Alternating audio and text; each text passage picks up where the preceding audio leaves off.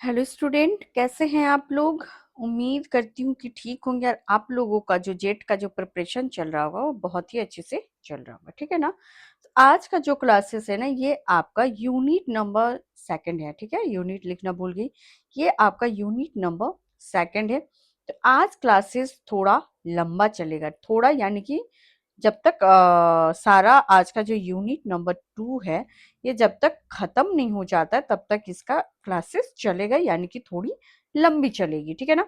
तो क्या है आपका जो आपका टॉपिक है, तो रिसर्च एप्टीट्यूड यानी कि अनुसंधान योग्यता का थ्योरी क्लास है। ठीक है ना।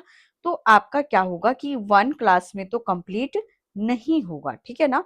तो इसीलिए मैं क्या की हूँ कि आज जितने भी होंगे वो बस मैं थ्योरी कराऊंगी। कल का जो क्लास रहेगा आप लोगों का वो रहेगा इसका रिसर्च एप्टीट्यूड का एमसीक्यू क्लासेस। ठीक है ना।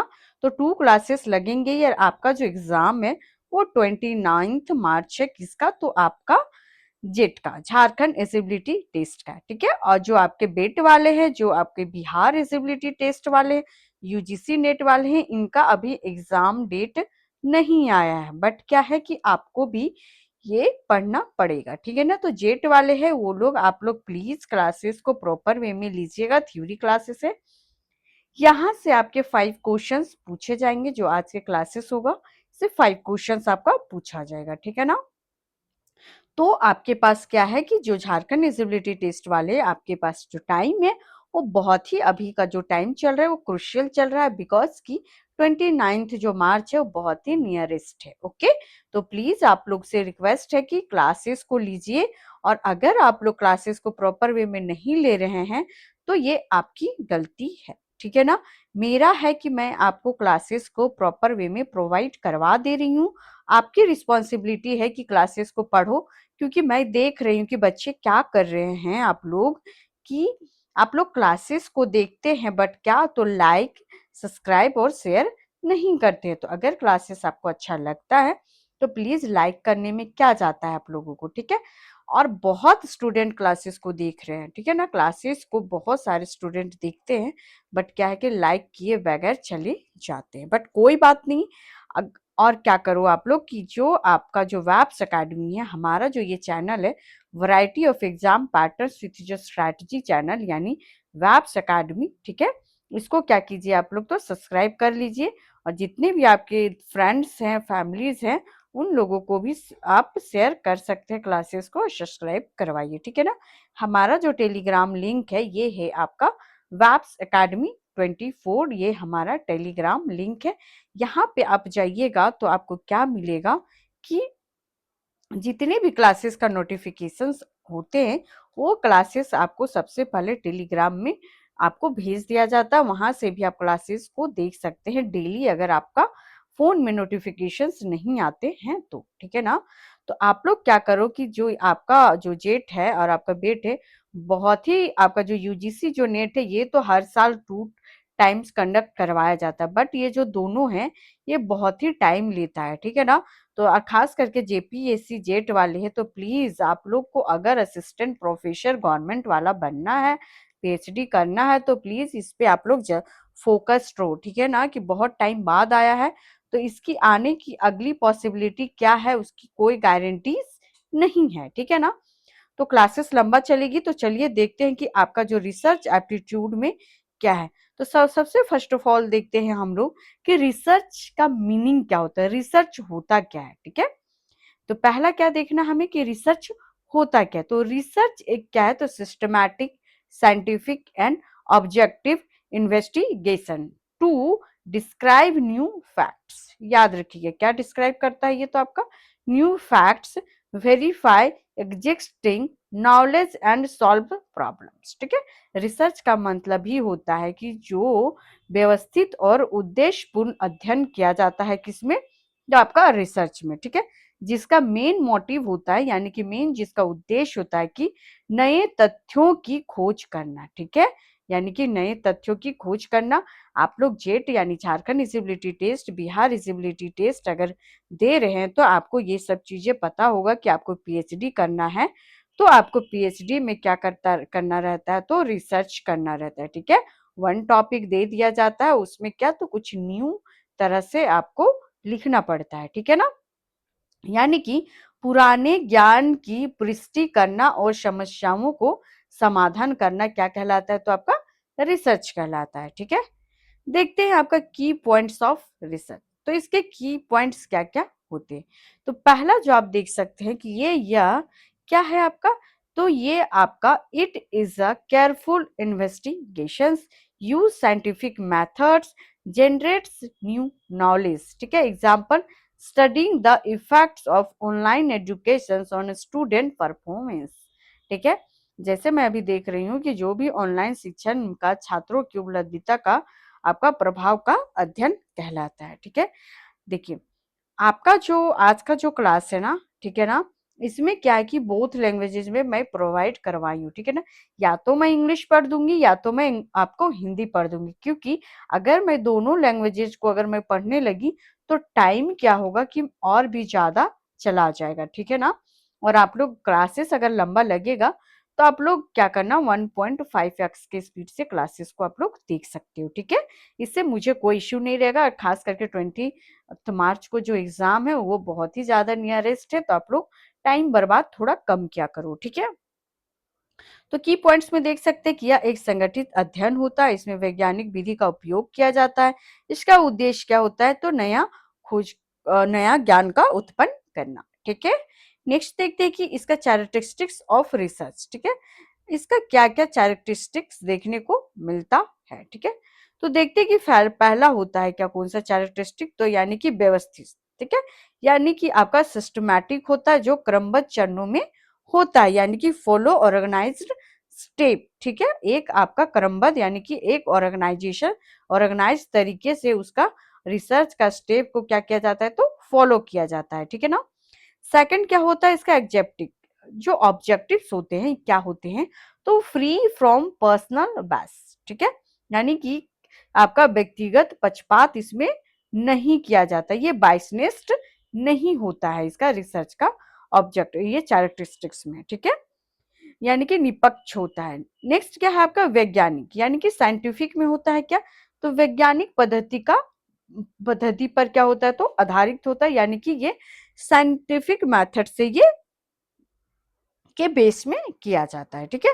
उसके बाद क्या होगा आपका? तो अनुभव अनुभव यानी कि इंपेरिकल, ठीक है? यानी कि इंपेरिकल होता है, यानी कि डेटा और अवलोकन पर आधारित होता है, ठीक है? ये क्या होता है कि आपका ऑब्जर्वेशंस एंड डाटा से ये रिलेट करता है, ठीक है? नेक्स्ट होता है आपका, ये भी आपका लॉजिकल होता है, जिसका निष्कर्ष तर्क पर आधारित होता है, ठीक है? निष्कर्ष तर्क पर आधारित होता है, यानी कि कंक्लूजन और रीजन बेस पे होता है। तो याद रखिएगा कौन कौन सा हो जाएगा आपका? तो ये आपका व्यवस्थित होता है, निष्पक्ष होता है, वैज्ञानिक होता है और अनुभव जन्य होता है और तार्किक होता है, ठीक है? नेक्स्ट है आपका ऑब्जेक्टिव्स, ठीक है? तो आपका जो रिसर्च का, तो आपने कैरेक्टरिस्टिक्स देख लिया कि क्या है। अब देखते हैं कि रिसर्च का ऑब्जेक्टिव्स क्या है, ठीक है? आप लोगों को लग रहा होगा कि मैम सारा चीजें को आप डिफाइन करते हुए चलिए, तो जी नहीं, ऐसा एग्जाम आपका जो है आपका जेट वाले लोगों का, उन लोगों का बहुत नियरेस्ट है। और ये जो इसका डीप में क्वेश्चंस नहीं आएगा, उसका कैरेक्टरिस्टिक्स पूछेगा, ऑब्जेक्टिव्स पूछेगा, यही सब चीजें आपको पूछा जाएगा। तो जो इम्पोर्टेंट है उसको मैं इम्पोर्टेंट चीजों को करवा दूंगी, ठीक है? तो इसके लिए आप लोग टेंशन नहीं लीजिएगा, ठीक है? उसके बाद क्या है आपका, जो ऑब्जेक्टिव्स क्या क्या देखने को मिलता है? तो ऑब्जेक्टिव में ऑब्वियसली क्या हो जाएगा? नए तत्वों की खोज करना पड़ता है, पुराने सिद्धांतों को पुष्टि करना पड़ता है, समस्याओं का क्या करना पड़ता है? तो समाधान करना पड़ता है, नए सिद्धांत को क्या करना पड़ता है? तो विकसित करना पड़ता है, और ज्ञान का क्या होता है? तो विस्तार होता है, ठीक है? रिसर्च में ये जो ऑब्जेक्टिव्स है आपके, ये बहुत ही इंपॉर्टेंट है, ठीक है ना? इसमें ये सारी चीजें आपको पता होना चाहिए। अगर एक रिसर्च यानी पीएचडी करने जा रहे हो आप, तो ये सब चीजें आपको पता होना चाहिए कि पीएचडी में क्या करना पड़ेगा, यानी रिसर्च में आपको क्या करना पड़ेगा कि नए तथ्य की खोज करना पड़ेगा, पुराने सिद्धांतों को पुष्टि करना पड़ता है, समस्याओं का समाधान करना पड़ता है, नए सिद्धांतों को विकसित करना पड़ता है और ज्ञान का विस्तार करना पड़ता है, ठीक है ना? तो यूं ही नहीं आप असिस्टेंट प्रोफेसर बन जाओगे, ठीक है? यूं ही नहीं बन जाइएगा, ये सब चीजों का आपको नॉलेज होना चाहिए, ठीक है ना? और पीएचडी करके ऐसे ही आपको डीआर का उपाधि यानी डॉक्टरेट का उपाधि नहीं मिल सकता है। तो आपको इन सब चीजों की ज्ञान होना चाहिए, ठीक है। नेक्स्ट क्या है आपका बेसिक ऑफ रिसर्च, यानी कि टाइप्स ऑफ रिसर्च में पहला क्या आता है आपका बेसिक रिसर्च, ठीक है। तो बेसिक रिसर्च होता है कि ये क्या होता है सिद्धांतात्मक, ठीक है, सिद्धांतात्मक ज्ञान को बढ़ाने के लिए किया जाता है, ठीक है। यानी कि आप कह सकते हैं कि आपकी थियोरेटिकल ज्ञान, ठीक है, यानी कि थ्योरी का ये आपको ज्ञान का नॉलेज देता है, ठीक है। किसका? तो थ्योरी का, ठीक है ना। यानी कि आप रिसर्च कर रहे हो, ठीक है, आप रिसर्च कर रहे हो तो आपको क्या होगा कि थ्योरी का ज्ञान आपको होना चाहिए, ठीक है। यानी कि जैसे स्टडी ऑफ ह्यूमन मेमोरीज, ठीक है, क्या है तो स्टडीज ऑफ ह्यूमन मेमोरीज, यानी कि आपको थ्योरीज का नॉलेज होना चाहिए, ठीक है। नेक्स्ट क्या हो जाएगा आपका? तो नेक्स्ट हो जाएगा आपका जो सेकंड है, तो सेकंड हो जाएगा अप्लाइड रिसर्च, ठीक है। तो अप्लाइड रिसर्च क्या कहता है आपका? तो अप्लाइड जो रिसर्च है वो आपका कहता है कि जो आपका व्यापारिक और समस्याओं के समाधान के लिए किया जाता है, ठीक है। अप्लाइड जो रिसर्च होता है ये सॉल्व करता है क्या? तो प्रैक्टिकल्स प्रॉब्लम्स को अप्लाइड रिसर्च सॉल्व करता है। ये आपका एग्जाम आप लोगों को पता होगा कि जो लोग अगर यूजीसी नेट दे रहे होंगे, ठीक है, यूजीसी जो नेट दे रहे होंगे वो लोगों को पता होगा कि अप्लाइड रिसर्च जो होता है वो कितना पूछता है एग्जाम में, ठीक है, सॉरी। तो इसमें क्या है कि आपका जो व्यवहारिक जो समस्याओं को समाधान के लिए ये किया जाता है, ठीक है। नेक्स्ट क्या है आपका डिस्क्रिप्टिव रिसर्च, ठीक है। तो डिस्क्रिप्टिव रिसर्च होता है ये आपका डिस्क्राइब करता है किसको? तो आपका कैरेक्टरिस्टिक्स को ऑफ पॉपुलेशन, ठीक है, यानी कि कैरेक्टरिस्टिक ऑफ पॉपुलेशन को क्या करता है ये डिस्क्राइब करता है। जैसे कि आप कह सकते हैं कि survey of student learning habitats, ठीक है, यानी कि स्टूडेंट्स की आपका लर्निंग जो होता है उसको क्या करता है डिस्क्रिप्टिव रिसर्च, तो ये आपका सर्वे करता है, ये याद रखिएगा, ठीक है ना। किसी घटक घटना या समूह का क्या करता है? तो ये वर्णन करता है, ओके। अब देखते हैं फोर्थ नंबर का इसका टाइप क्या है, तो एनालिटिकल रिसर्च, ठीक है। तो एनालिटिकल जो रिसर्च होता है ये use existing information of analysis, ठीक है, उपलब्ध डेटा का विश्लेषण करता है। जो आपके पास उपलब्ध जो डाटा है उसको क्या करता है? ये तो आपको एनालिसिस करता है, ठीक है। अब देखते हैं स्टेप्स ऑफ रिसर्च, यानी कि रिसर्च के कितने प्रोसेस होते हैं। इसको याद रखिएगा, ये जो है आपका इसमें क्या किया जाता है कि आपको अरेंज करने के लिए दिया जाता है, ठीक है ना। यूजीसी नेट वाले आप लोग अगर आपने कभी पेपर दिया होगा तो आप लोगों को पता होगा कि ये जो है आपको अरेंज करने के लिए दिया जाता है, ठीक है। तो इधर राइट नहीं हो रहा तो मैं इधर लिख देती हूँ, ये 1 है, ये 2 है, ये 3 है, 4 5 6 7 8 8 स्टेप होता है। तो इसमें देखोगे जो सबसे पहला स्टेप होता है आपका कौन सा होता है रिसर्च का? तो सबसे पहले आइडेंटिफाई रिसर्च प्रॉब्लम, ठीक है। सबसे पहले क्या करना पड़ता है? तो आइडेंटिफाई रिसर्च प्रॉब्लम किया जाता है, ठीक है। फिर क्या होता है सेकंड पे? तो रिव्यू ऑफ लेक्चर, ठीक है, सेकंड रिव्यू लेक्चर होता है। फिर होता है फॉर्मुलेटेशंस ऑफ हाइपोथेसिस, थर्ड नंबर पर हाइपोथेसिस को क्या करना पड़ता है? तो फॉर्मुलेटेशंस किया जाता है, ठीक है। फिर रिसर्च को क्या किया जाता है? तो डिजाइन किया जाता है। फिर आप डाटा को कलेक्ट करोगे, फिर उस डाटा को क्या करोगे? तो एनालिसिस करोगे। फिर उस डाटा को एनालिसिस करने के बाद क्या करोगे? तो उसको आप इंटरप्रिटेशंस करोगे। फिर उसको क्या करोगे? आप रिपोर्ट राइटिंग करोगे, ठीक है। तो लास्ट स्टेप क्या होता है आपका? तो रिपोर्ट राइटिंग करना, ठीक है। हिंदी में भी आप लोग देख सकते हैं कि हिंदी में क्या है। तो हिंदी में आप देख सकते हैं कि इसमें कह रहा है आपका कि पहला स्टेप होता है शोध का समस्या का चयन करना, ठीक है। पहला क्या होता है?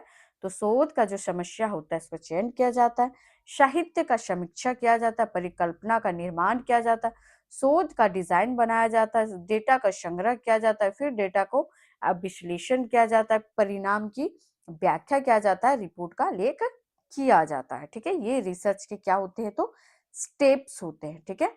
अब देखते हैं कि रिसर्च के मेथड्स क्या हैं, ओके। तो रिसर्च मेथड में देखते हैं कि आपका जो होगा, जो रिसर्च मेथड कह रहा है आपका, तो research methods are techniques use to collect data, ठीक है। ये क्या करता है कि जो टेक्निक्स है उसको यूज करता है किस लिए? तो डाटा को कलेक्ट करने के लिए। ओके, तो कितने टाइप से हो सकते हैं? तो आपका डाटा किस तरह से कलेक्ट किया जाता है, तो कितने टाइप से कर सकते हैं डाटा को? तो आप सर्वे मेथड से कर सकते हैं, ठीक है, एक्सपेरिमेंटल मेथड से कर सकते हैं, ऑब्जर्वेशंस मेथड से करते हैं, केस स्टडी मेथड से कर सकते हैं और हिस्टोरिकल मेथड से कर सकते हैं, ठीक है। यानी कि रिसर्च का जो डाटा, जो रिसर्च मेथड है उसका टेक्निक्स को यूजेज, जो डाटा को कलेक्ट करने का जो टाइप्स होता है, फर्स्ट होता है सर्वे, एक्सपेरिमेंटल, ऑब्जर्वेशन, केस स्टडी और हिस्टोरिकल, ठीक है। हिंदी में भी आप लोग देख लो, ठीक है। शोध विधियों व तकनीक है जिसे डेटा एकत्र किया जाता है। तो किस तरह से एकत्र किया जाता है, तो उसके प्रकार कौन कौन से? तो सर्वेक्षण विधि से, प्रयोगात्मक विधि से, अवलोकन विधि से, केस स्टडी विधि से और ऐतिहासिक विधि से भी किया जा सकता है, ठीक है ना। देखिए, ये सब चीजें का मैं एक्सप्लेनेशन ज्यादा इसलिए नहीं कर रही हूँ क्योंकि जो आपको जानना है बस वही पढ़ा रही हूँ, ठीक है ना। इसके अंदर यानी कि डीप में क्वेश्चंस नहीं पूछेंगे, ठीक है। तो वो सब चीजें को मैं साइड कर रही हूँ क्योंकि आपका जो जेट का जो एग्जाम है बहुत नियरेस्ट है। तो आपका 10 जो यूनिट, सॉरी, जो पेपर 1 है उसमें 10 यूनिट पढ़ना है, तो इतना जल्दी सारा कवर अब नहीं हो पाएगा। तो 2 क्लासेस करके मैं करवा दे रही हूँ, एक एमसीक्यूज और एक थ्योरी क्लासेस, ठीक है। जो आपका इम्पोर्टेंट, जो महत्वपूर्ण बिंदु रहेंगे बस उसी को पढ़ाऊंगी, ठीक है। अब देखते हैं कि हाइपोथेसिस क्या होता है, ठीक है। तो हाइपोथेसिस जो होता है, hypothesis is a tentative statement, ठीक है। टेंटेटिव स्टेटमेंट होता है जो आप क्या करता है, प्रिडिक्टिंग प्रिडिक्टिंग रिलेशनशिप आपका वेरिएबल्स के साथ, किसके साथ करता है, तो आपका आपका रिलेशनशिप बिटवीन वेरिएबल्स। यानी कि जैसे कि एग्जांपल देख सकते हैं कि online teaching improves students performance, ठीक है। यानी कि जो ऑनलाइन टीचिंग होता है वो क्या होता है कि स्टूडेंट्स का परफॉर्मेंस को भी इंक्रीज करता है, ठीक है। हिंदी में भी देख सकते हैं आप लोग।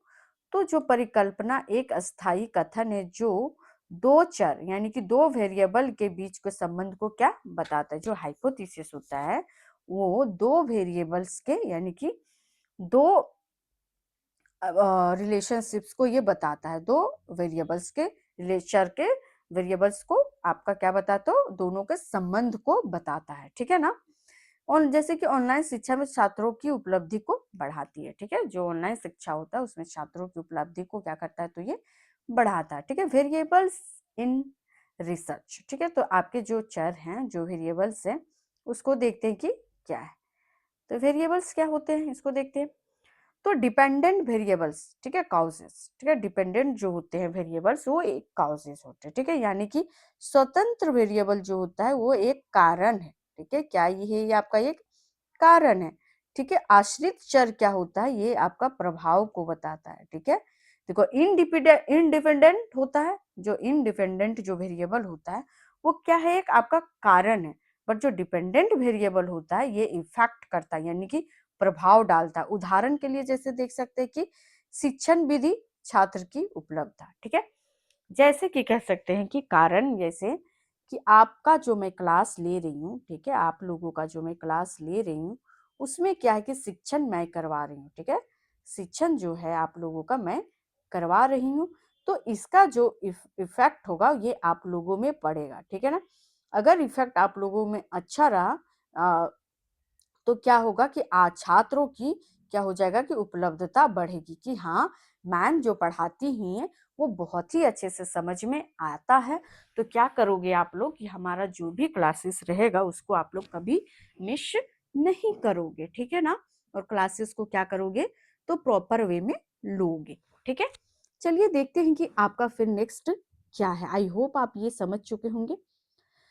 नेक्स्ट जो है आपका रिसर्च एथिक्स क्या होता है, ठीक है। तो रिसर्च एथिक्स क्या होता है, तो research must follow ethical principles, ठीक है। जो रिसर्च होता है ये क्या करता है आपका कि शोध में नीति सिद्धांतों का पालन करना जरूरी होता है। याद रखिएगा, अगर आप रिसर्च कर रहे हैं तो उसका जो प्रिंसिपल्स होते हैं, ठीक है, यानी कि जो सिद्धांत होता है उसका पालन करना जरूरी होता है। तो क्या क्या सिद्धांत होता है, तो सबसे पहले का जो सिद्धांत होता है आपका ईमानदार होना चाहिए, ठीक है, ईमानदारी होता है, सत्य निष्ठा होता है, साहित्य की चोरी, ठीक है, से बचना चाहिए और उचित संदर्भ देना चाहिए और प्रतियोगिताओं का क्या करना चाहिए, तो सम्मान करना चाहिए, ठीक है।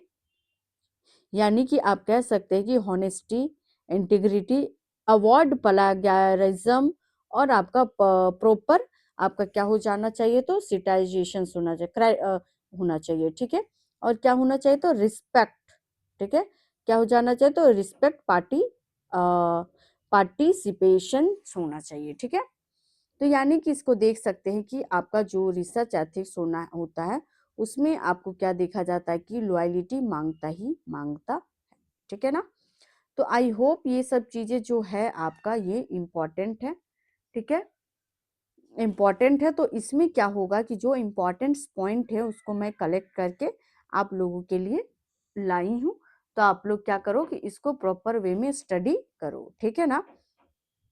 इसमें क्या है कि आप कह सकते हैं, अब देखते हैं कि जो आपका प्लागरिज्म होता है वो क्या होता है। जो प्लागरिज्म का जो अर्थ है वो किसी और के कार्य के बिना क्या होता है, तो श्रेय दिए उपयोग करना, ठीक है। यानी कि कह रहा है कि किसी और के, ठीक है, जो आपका जो थेसिस रहेगा वो किसी और के रहेगा, ठीक है, के कार्य को बिना श्रेय दिए उपयोग कर लेना, ठीक है। तो वही होता है आपका, यानी कि उसका चोरी कर लेना, ठीक है। जो थेसिस होता है उसको चोरी करना, यानी कि इसको कह सकते हैं वर्क विदाउट गिवन आपका क्रेडिट, ठीक है। यानी कि अब मीन्स दैट कॉपिंग समवन एल्स, ठीक है। यानी कि किसी का आप क्या कर रहे हो, तो कॉपी कर रहे हो, तो वही क्या होता है आपका प्लेगैरिज्म, ठीक है।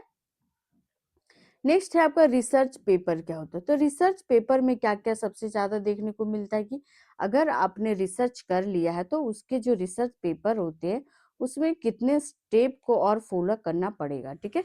तो सबसे पहले जो आपको बुक्स को कंडक्ट करना है तो सबसे पहले क्या करना पड़ेगा आपको कि सबसे पहले टाइटल देखते हैं और उसका अब्स्ट्रैक्ट्स को देखते हैं, ठीक है। टाइटल उसके बाद अब्स्ट्रैक्ट्स को देखते हैं, ठीक है ना।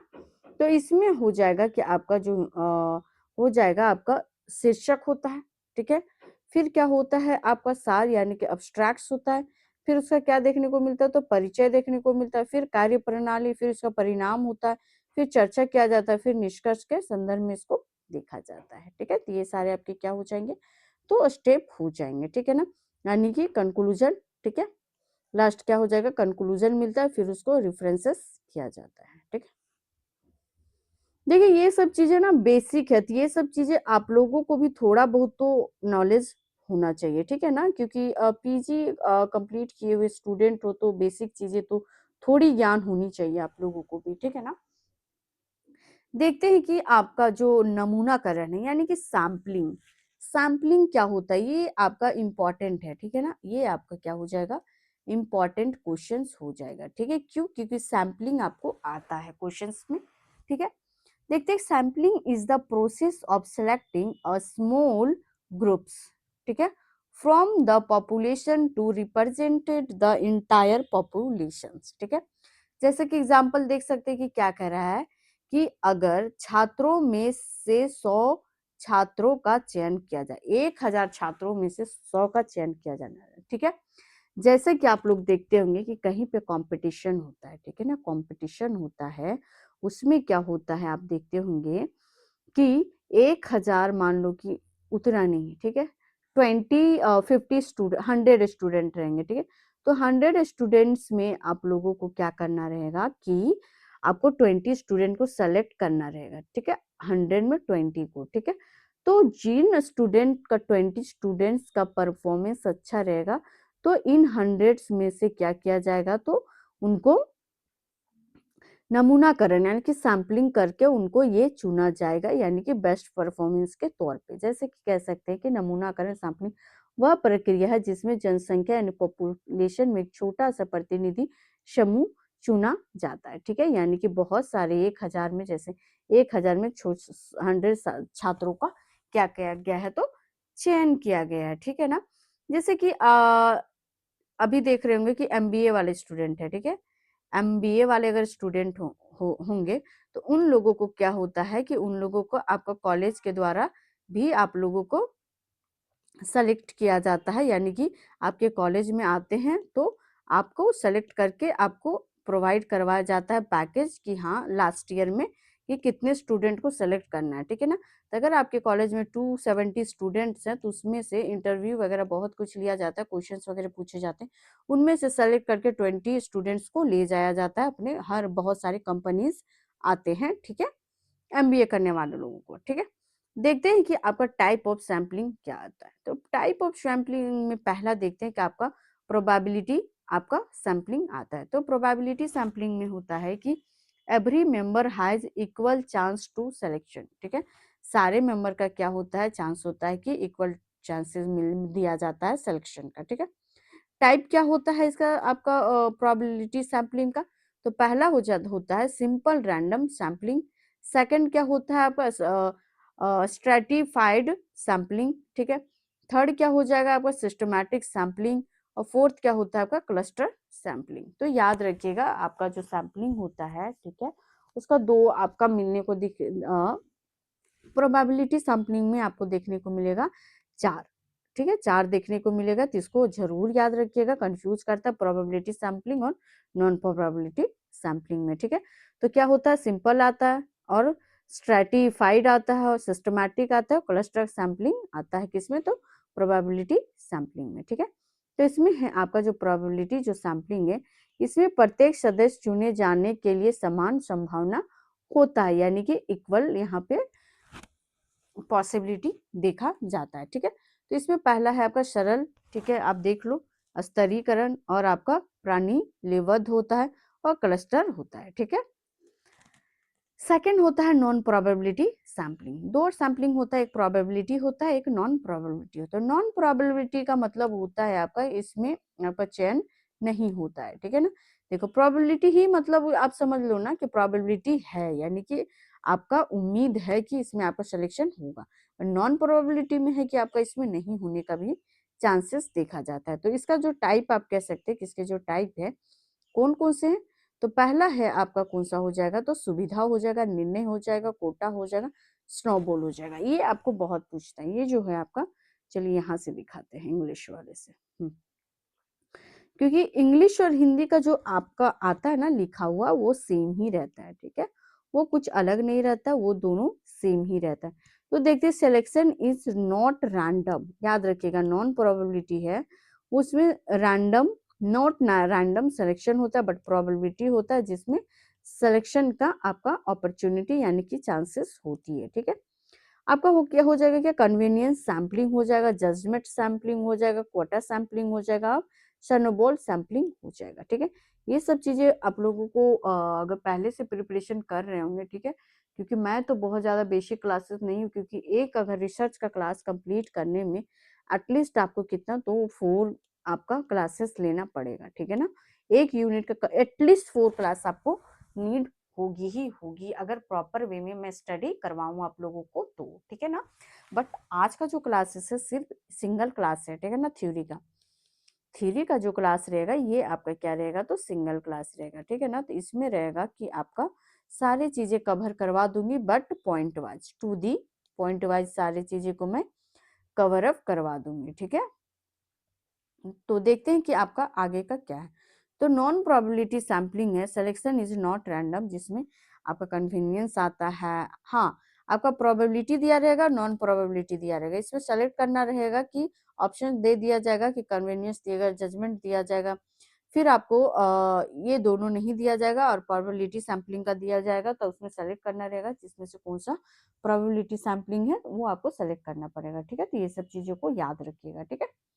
लिख देते हैं डाटा कलेक्शन, डेटा का संग्रह कैसे किया जाता है, ओके। तो डेटा जो आपका कलेक्शन होता है, data collection means gathering information for research, ठीक है। यानी कि पहला डाटा टाइप क्या हो जाएगा, तो प्राइमरी डाटा, ठीक है। प्राइमरी डाटा में क्या, तो data collect first time by researchers, ठीक है। जो डाटा का जो कलेक्शन किया जाता है जो पहली बार, वो रिसर्चर के द्वारा। क्या क्या मेथड्स होता है, तो क्वेश्चनाइजर्स, इंटरव्यू, ऑब्जर्वेशन और एक्सपेरिमेंट, ठीक है। जो प्राइमरी डाटा में देखा जाता है, इसके जो मेथड्स देखे जाते हैं, तो क्या क्या देखे जाते हैं आपके आपका, तो रिसर्चर के द्वारा तो सबसे पहले क्वेश्चनाइजर होता है, फिर इंटरव्यू, फिर ऑब्जर्वेशन, फिर एक्सपेरिमेंटल यहाँ पे देखने को मिलता है डाटा कलेक्शन में। ठीक, प्रथम डेटा जो डेटा शोधकर्ता स्वयं एकत्र करता है, ठीक है, जो होता है जो आपको क्या करता है कि ये आपका स्वयं एकत्र करता है। इसकी विधियां क्या होती है, तो प्रश्नावली होती है, साक्षात्कार होते हैं, अवलोकन करना और उसका क्या करना है, तो प्रयोग कैसे किया जाएगा। ठीक है, अब देखते हैं कि सेकेंडरी डाटा यानी कि द्वितीयक डाटा, जो डेटा पहले से उपलब्ध होता है। ठीक है, प्राइमरी डाटा याद रखिएगा कि डेटा आपको कलेक्ट करना पड़ेगा, बट यहाँ पे होता है सेकेंडरी डाटा में कि आपको डाटा पहले से उपलब्ध करवाया जाता है, आपको मिलता है। ठीक है, आपका डाटा कहाँ से मिलेंगे, तो सबसे पहले पुस्तकें मिलती हैं, जर्नल्स मिलती है, सरकारी रिपोर्ट्स होता है, इंटरनेट होता है। ठीक है ना, इन सब चीजों से आपको क्या मिल जाएगा, तो डाटा कलेक्ट आप यहाँ से सेकेंडरी डाटा से आप डाटा कलेक्ट करके आपका अपना थेसिस में ऐड कर सकते हो। बट प्राइमरी डाटा में क्या होगा कि ये सारी चीजें आपको खुद से करना पड़े, क्वेश्चन इंटरव्यू, ऑब्जर्वेशन और एक्सपेरिमेंट। ठीक है, हाँ नेक्स्ट चलते हैं कि क्या है अब। हाँ, नेक्स्ट है आपका डाटा का एनालिसिस करना। हमने देखा कि डाटा को कलेक्ट कैसे किया जाता है, तब देखते हैं कि डाटा का एनालिसिस यानी कि विश्लेषण कैसे किया जाता है। ठीक है, तो डाटा का जो एनालिसिस मीन्स ऑर्गेनाइज, ठीक है, organising and interpreting collected data to draw आपका कंक्लूजन्स। ठीक है, यानी कि जिसका जो टेक्निक्स के थ्रू हो जाएगा। ठीक है, फिर आपका क्या हो जाएगा, टेबुलेशंस के थ्रू आपका क्लासिफिकेशंस हो जाएगा, आपका ग्राफ्स हो जाएगा और आपका स्टैटिकल एनालिसिस इसमें देखने को मिलता है। ठीक है, इसमें तो आपको डाटा एनालिसिस में, तो डाटा एनालिसिस का अर्थ होता है एकत्रित डेटा को व्यवस्थित करके निष्कर्ष निकालना। ठीक है, डेटा एनालिसिस मतलब होता है जैसे कि तकनीकी, ठीक है, आपका सारणीकरण करना होता है, वर्गीकरण करना होता है, फिर ग्राफिक करना पड़ता है, फिर उसको सांख्यिकीय विश्लेषण करना पड़ेगा। ठीक है, रिसर्च रिपोर्ट क्या होता है, ओके।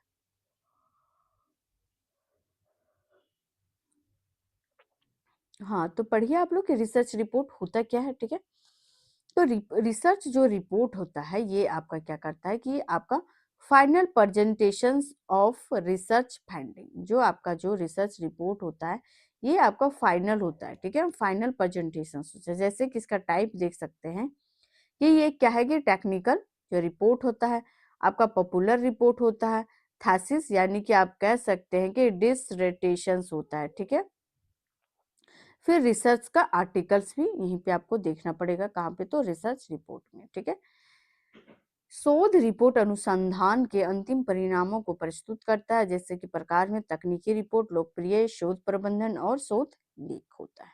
ठीक है, नेक्स्ट आपका हो जाएगा रिसर्च प्रॉब्लम क्या होते हैं। ठीक है, तो रिसर्च प्रॉब्लम क्या क्या होता है, रिसर्च शोध अगर कर रहे हो, आप रिसर्च कर रहे हैं, तो स्वाभाविक सी बात है कि वहां पे आपको कुछ समस्याओं का भी सामना यानी प्रॉब्लम्स का भी सामना करना पड़ेगा।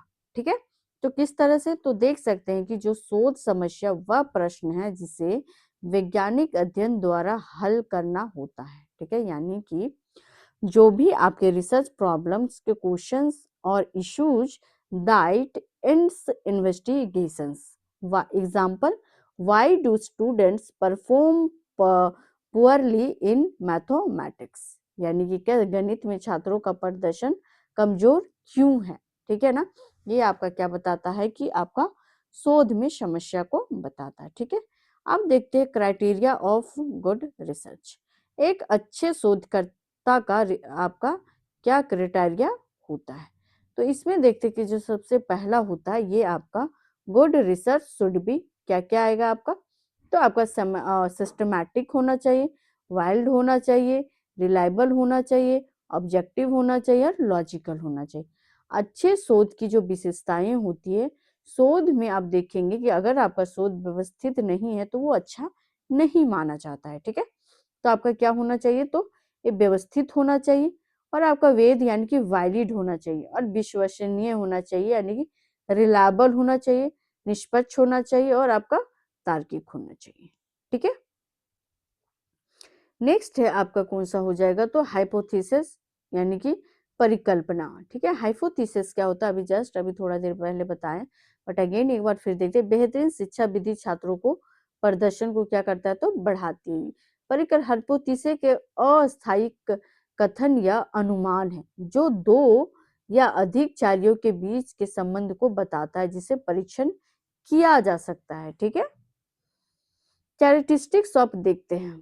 ठीक है, कैरेक्टरिस्टिक्स ऑफ गुड हाइपोथेसिस। ठीक है, तो गुड हाइपोथेसिस का क्या क्या कैरेक्टरिस्टिक्स होना चाहिए? तो पहला जो हो जाएगा आपका टेस्ट टेबल होना चाहिए। ठीक है, पहला क्या होना चाहिए? तो आपका टेस्ट टेबल होना चाहिए, क्लियर एंड प्रेशियस होना चाहिए, बेस्ड ऑन थ्योरी होना चाहिए, लिमिटेड इन आपका स्कोप होना चाहिए। ठीक है, अब प्रिडिक्स रिलेशनशिप्स होना चाहिए।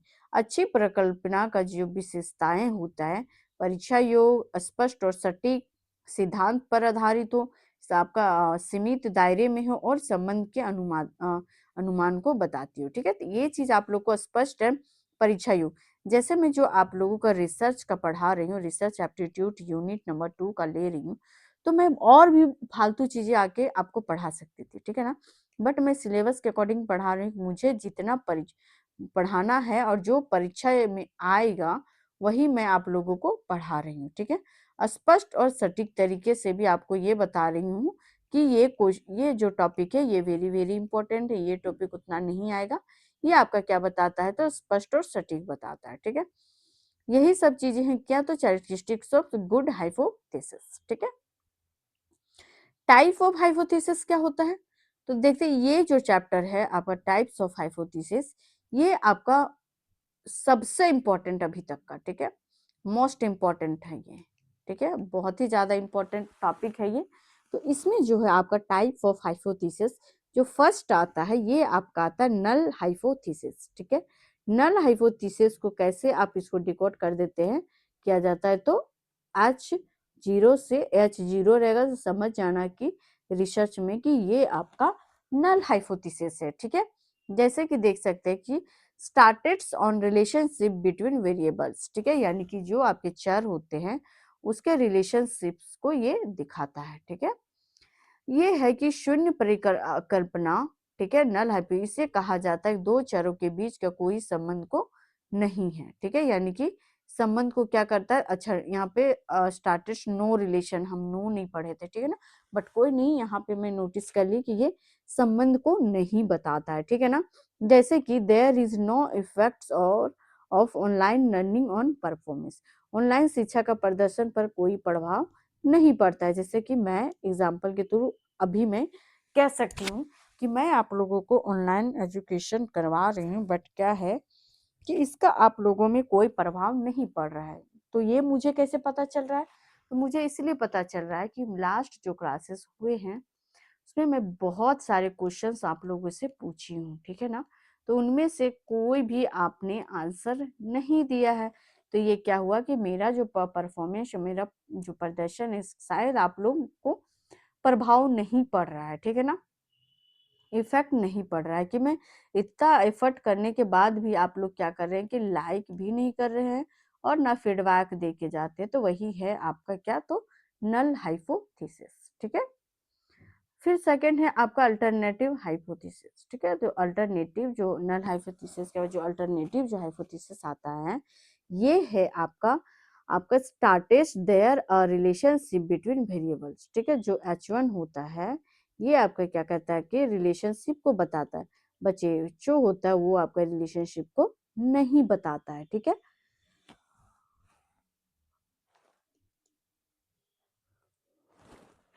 तो इसमें देखते हैं कि जो अल्टरनेटिव जो हाइपोथेसिस है, इसमें कहा जाता है कि दो चरों के बीच को संबंध है। ठीक है, ऑनलाइन शिक्षा छात्रों के प्रदर्शन को क्या करता है? तो ये बढ़ाता है। ठीक है ना, अब देखते हैं चर यानी कि वेरिएबल्स होते क्या है। ठीक है, तो वेरिएबल्स में देखते हैं कि ये जो होते हैं कि variables are factors that can change और वेरी इन रिसर्च। ठीक है, यानी कि क्या कह रहा है कि जो आपके जो फैक्टर्स है ये चेंज और वैरी इन रिसर्च। इनके टाइप क्या क्या होंगे? तो इंडिपेंडेंट वेरिएबल होते हैं, कॉज और इन्फ्लुएंसिंग फैक्टर्स होता है, डिपेंडेंट वेरिएबल्स होते हैं, रिजल्ट और आउटकम होते हैं।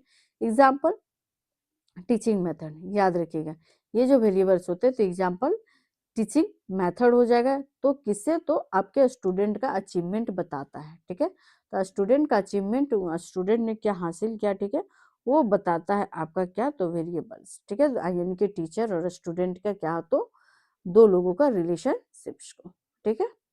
नेक्स्ट है आपका कि चर वेरिएबल्स वे तत्व अनुसंधान में बदलते रहते हैं, ठीक है। जैसे कि इसके प्रकार देख सकते हैं तो आपके स्वतंत्र चर, कारण, आश्रित चर, आपके परिणाम, जैसे उदाहरण वही सेम चीज है, ठीक है ना। क्योंकि अगर मैं इंग्लिश हिंदी दोनों पढ़ने लगी ना तब तो फिर क्लासेस का तो ड्यूरेशन पीरियड काफी लंबा चल जाएगा, ठीक है ना। तो इसलिए मैं चाहती हूँ कि क्लास थोड़ा कम मैं इसको पढूं, ठीक है ना। अब देखते हैं कि रियाबिलिटी आपका विश्वसनीयता क्या होता है, ठीक है। तो ये जो आपका होता है, देखिए स्टूडेंट का जो डिमांड है ना मेरा चैनल में, वो लोग कह रहे हैं कि मैम हिंदी में बताइए, ठीक है। तो हिंदी में भी मैं पढ़ देती हूँ, आप लोग भी हिंदी इंग्लिश दोनों मिक्स करके पढ़ो, ठीक है ना। क्योंकि आपका जो जेट में है ना हिंदी से ज्यादा जो है ना इंग्लिश में समझ में आएगा, ठीक है।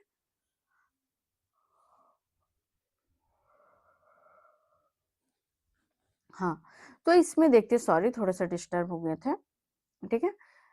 तो इसमें क्या है कि विश्वसनीयता यानी कि रिलायबिलिटी का अर्थ है कि परिणाम बार बार समान है, ठीक है। अगर आपका पेपर फर्स्ट ईयर में अगर आपका 60% आ रहा है तो आप क्या कर रहे हो कि सेकंड ईयर में भी आपका 60% आ रहा है, यानी कि आपका जो रिलायबिलिटी है यानी विश्वसनीयता है वो आपका क्या है, परिणाम बार, यदि परीक्षण हर बार समान परिणाम देता है तो वो क्या है आपका, तो विश्वसनीय होता है, ठीक है। वैलिडिटी, वैधता क्या होता है, ठीक है। तो ये सब चीजें आपको पूछेगा, ठीक है ना। तो वैलिडिटी क्या होता है, तो validity means accuracy of measurement. तो वैलिडिटी क्या बताता है आपका, तो परीक्षण सही चीज में माप रहा है, यानी कि जो परीक्षण हो रहा है वैलिडिटी वो आपका सही चीज में मापता है, ठीक है। यदि एक परीक्षा वास्तव में बुद्धि को मापती है तो वह क्या है, तो आपका वैलिड है, ठीक है। जैसे कि आपका जब टेस्ट होता है, ठीक है, जब टेस्ट लिया जाता है आपको क्लास में, तो इससे ये पता चलता है कि आपका जो नॉलेज है, ठीक है, किस तरह का है, ठीक है ना। नेक्स्ट है आपका हाँ, इसका इंटेलिजेंस करेक्टली इसको चेंज मतलब करेक्टली देखा जाता है कि किस तरह का उसका इंटेलिजेंस, ठीक है ना। रिसर्च एथिक्स, शोध नैतिकता क्या होता है, ठीक है। तो रिसर्च जो एथिक्स होता है ये आपका जो हो जाएगा ethical are normal principles in research, ठीक है। क्या हो जाएगा, तो एथिक्स आर आपका मोरल प्रिंसिपल्स इन रिसर्च हो जाएगा, ठीक है। इसमें क्या होगा, इंपॉर्टेंट प्रिंसिपल्स देखने को मिलेगा। तो इसमें होगा एथिक्स में हॉनेस्टी, इंटीग्रिटी, वही देख रहे हो, ऑब्जेक्टिविटी, अवॉइड प्लेगरिज्म और रिस्पेक्ट पार्टिसिपेंट्स, ठीक है, पार्टिसिपेंट्स, हाँ हाँ। तो ये हो जाएगा आपका क्या, तो आपका एथिक्स हो जाएगा, ठीक है। शोध नैतिक अनुसंधान, अभी थोड़ा देर पहले पर आपको ये चीज भी आपका आएगा कि ये जो साहित्यिक चोरी करना इसके बारे में थोड़ा देखते हैं, ठीक है। जो साहित्यिक चोरी होता है ये आपका कॉपी पेस्ट किया जाता है, ठीक है ना। कुछ लोग देखते होंगे कि क्लासेस भी यूट्यूब में जो लोग करवाते हैं, बहुत लोग कॉपी करके क्लासेस को लेते हैं, ठीक है।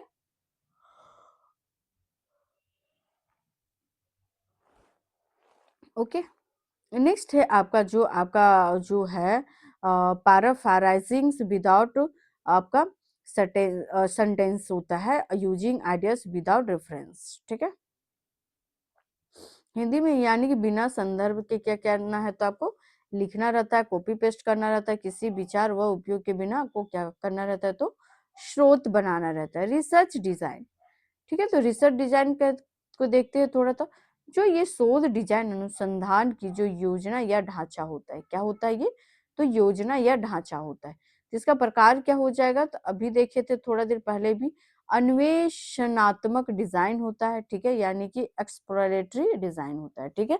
और डिस्क्रिप्टिव डिजाइन होता है और एक्सपेरिमेंटल डिजाइन होता है, ठीक है। वर्णनात्मक और प्रयोगात्मक डिजाइन आपको देखने को मिलता है, ठीक है। नेक्स्ट क्या है आपका इम्पोर्टेंस ऑफ रिसर्च, ठीक है। रिसर्च के क्या आपके इम्पोर्टेंस होते हैं, ठीक है। तो इसके जो इम्पोर्टेंस आप देख सकते हैं कि आपका ज्ञान का विस्तार होता है, समस्याओं का समाधान होता है, नीतियों में समान सहायता होता है, शिक्षा और तकनीकी में क्या होता है, तो सुधार देखने को मिलता है, ठीक है। मेजरमेंट ऑफ रिसर्च क्या हो जाएगा, तो जो आपका जो मेजरमेंट ऑफ जो रिसर्च होगा ये क्या कह रहा है आपका कि measurement means assigning number or symbol to characteristics according to rules, ठीक है।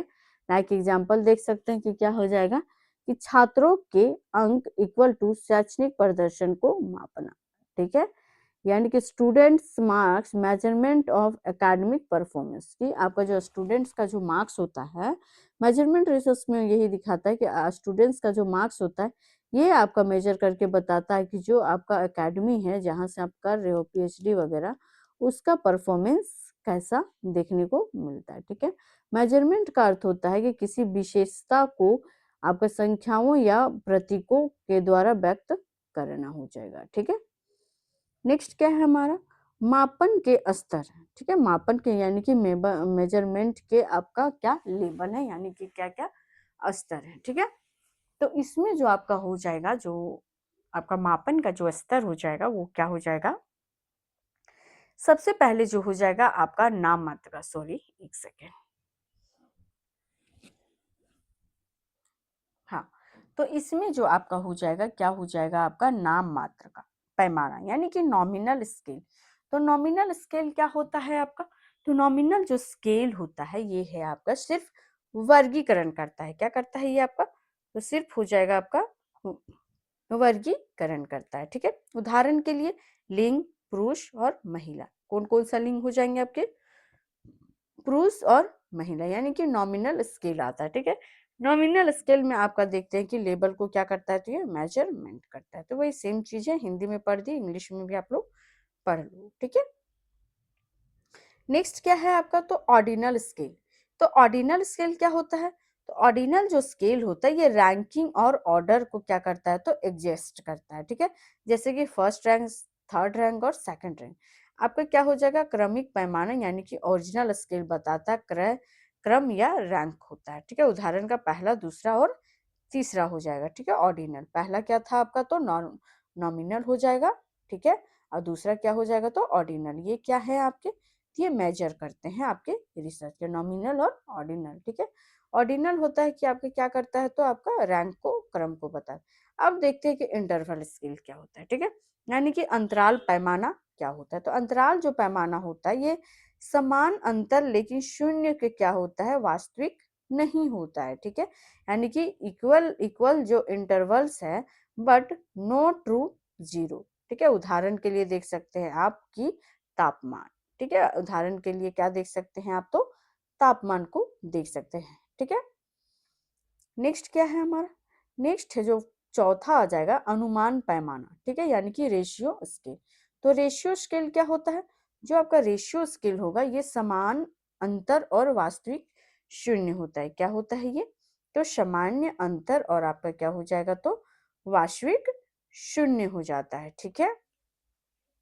उदाहरण के लिए ऊंचाई, वजन, आयु, ठीक है, यानी कि रेशियो जो स्केल होता है वो क्या करता है, equal interval with true zero, example में हाई, वेट और एज को देखा जाता है, ठीक है ना। ये चीजें जो है ना, आपको लग रहा होगा कि मैम किस तरह से है, एक्चुअली आप लोग सिलेबस आप लोग देखो कि जेट में, बेट में और आपको यूजीसी नेट में क्या पढ़ने को कहा गया है, ठीक है। अगर जब तक आप सिलेबस नहीं पढ़ोगे आप ये नहीं डिसाइड कर पाओगे कि आपको पढ़ना कितना है और कहाँ से पढ़ना है, ठीक है। तो मैं आप लोगों को सिलेबस के अकॉर्डिंग, मेरा कोई भी क्लास होता है ना सिलेबस से बाहर नहीं होता है, मैं सिलेबस से बाहर पढ़ाती ही नहीं हूँ, ठीक है ना। क्यों उतना पढ़ा के दिमाग को आप ये डाइवर्ट कर के रखना कि एग्जाम में जो आएगा ही नहीं उसको पढ़ने से भी कोई फायदा नहीं है, ठीक है ना। तब देखते हैं कि क्या है आपका जो स्केलिंग टेक्निक्स, ठीक है। स्केलिंग जो तकनीकी है ये आपका क्या है, तो ये आपका मेजर एटीट्यूड्स और आपका ओपिनियंस एंड आपका परसेप्शंस को देखता है, क्या देखता है, तो आपका एटीट्यूड देखता है, ओपिनियंस देखता है, आपका परसेप्शंस को देखता है। लाइक देखते हैं कि जो टाइप होते हैं ये क्या होता है, आपका लाइकेट स्केल्स होता है, ठीक है। और क्या हो जाएगा आपका थर्स्टन स्केल हो जाएगा और गैटमैन स्केल हो जाएगा। और क्या है आपका फोर्थ नंबर में, तो फोर्थ नंबर में है आपका सेमेटिक डिफरेंशियल स्टेट हो जाएगा, स्केल हो जाएगा, सॉरी, ठीक है, आपका सेमेटिक डिफरेंशियल स्केल हो जाएगा। एग्जाम्पल देख सकते हैं कि स्ट्रांगली एग्री, ठीक है, तो क्या है, तो एग्री नेचुरल है, नेचुरल क्या कर रहा है, तो आप क्या कर सकते हो, तो डिसएग्री भी कर सकते हो, तो क्या हो गया आपका स्ट्रांगली, क्या कर सकते हो उसको डिसएग्री कर सकते हो, ठीक है।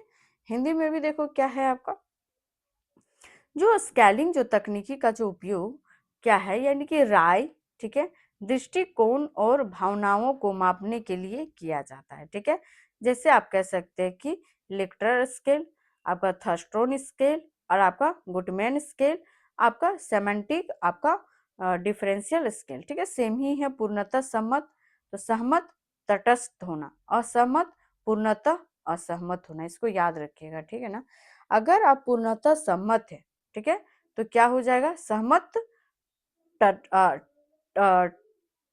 आपका तटस्थ हो जाएगा। ठीक है, और अगर असहमत है तो आपका ये पूर्णतः असहमत हो जाएगा। ठीक है, एरर्स इन रिसर्च अनुसंधान। ठीक है, तो क्या क्या इनके एरर्स देखने को मिलते हैं, तो पहला देखते हैं इसमें क्या होगा, सैम्पलिंग एरर। ठीक है, तो सैम्पलिंग एरर क्या कह रहा है आपका इसमें।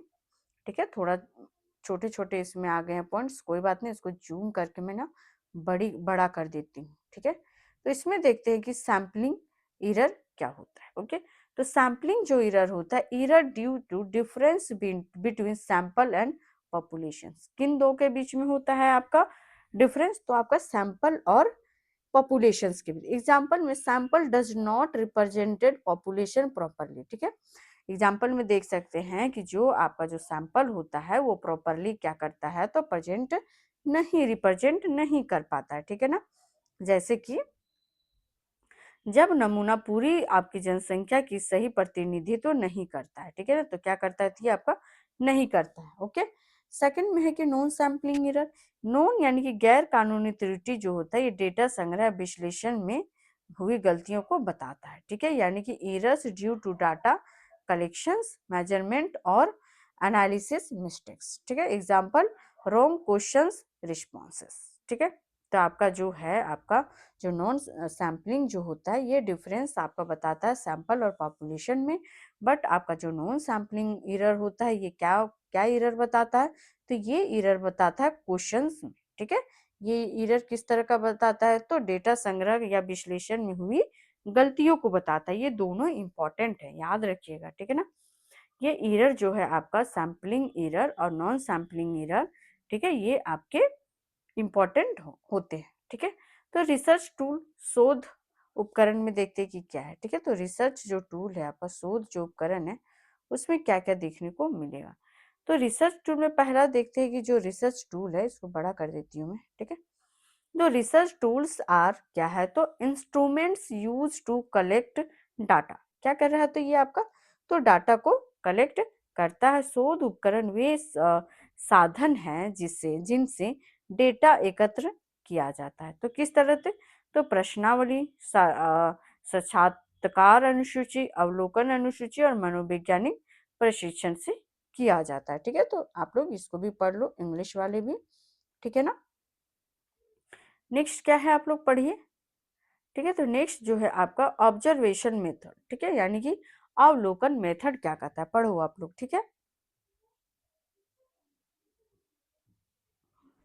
तो इसमें जो आपका हो जाएगा, ये कह रहा है आपका जो ऑब्जर्वेशन जो is a systematic watching and recording behaviour. ठीक है, ये क्या कह रहा है आपका, तो सिस्टमैटिक वॉचिंग वाचिंग और बिहेवियर का ये बात करता है। ठीक है, तो इसमें है कि आपका जो पार्टिसिपेशन, ठीक है, आपका जो पार्टिसिपेशन को क्या करता है, तो आपका ऑब्जर्वेशन करता है। नॉन पार्टिसिपेशन को क्या करता है, ऑब्जर्वेशन का स्ट्रक्चरल ऑब्जर्वेशन होता है। ठीक है, और आपका क्या हो जाएगा, अनस्ट्रक्चर्ड ऑब्जर्वेशन। अवलोकन का अर्थ है कि व्यवहार को व्यवस्थित तरीके से देखना और उसको क्या करना, तो रिकॉर्ड करना।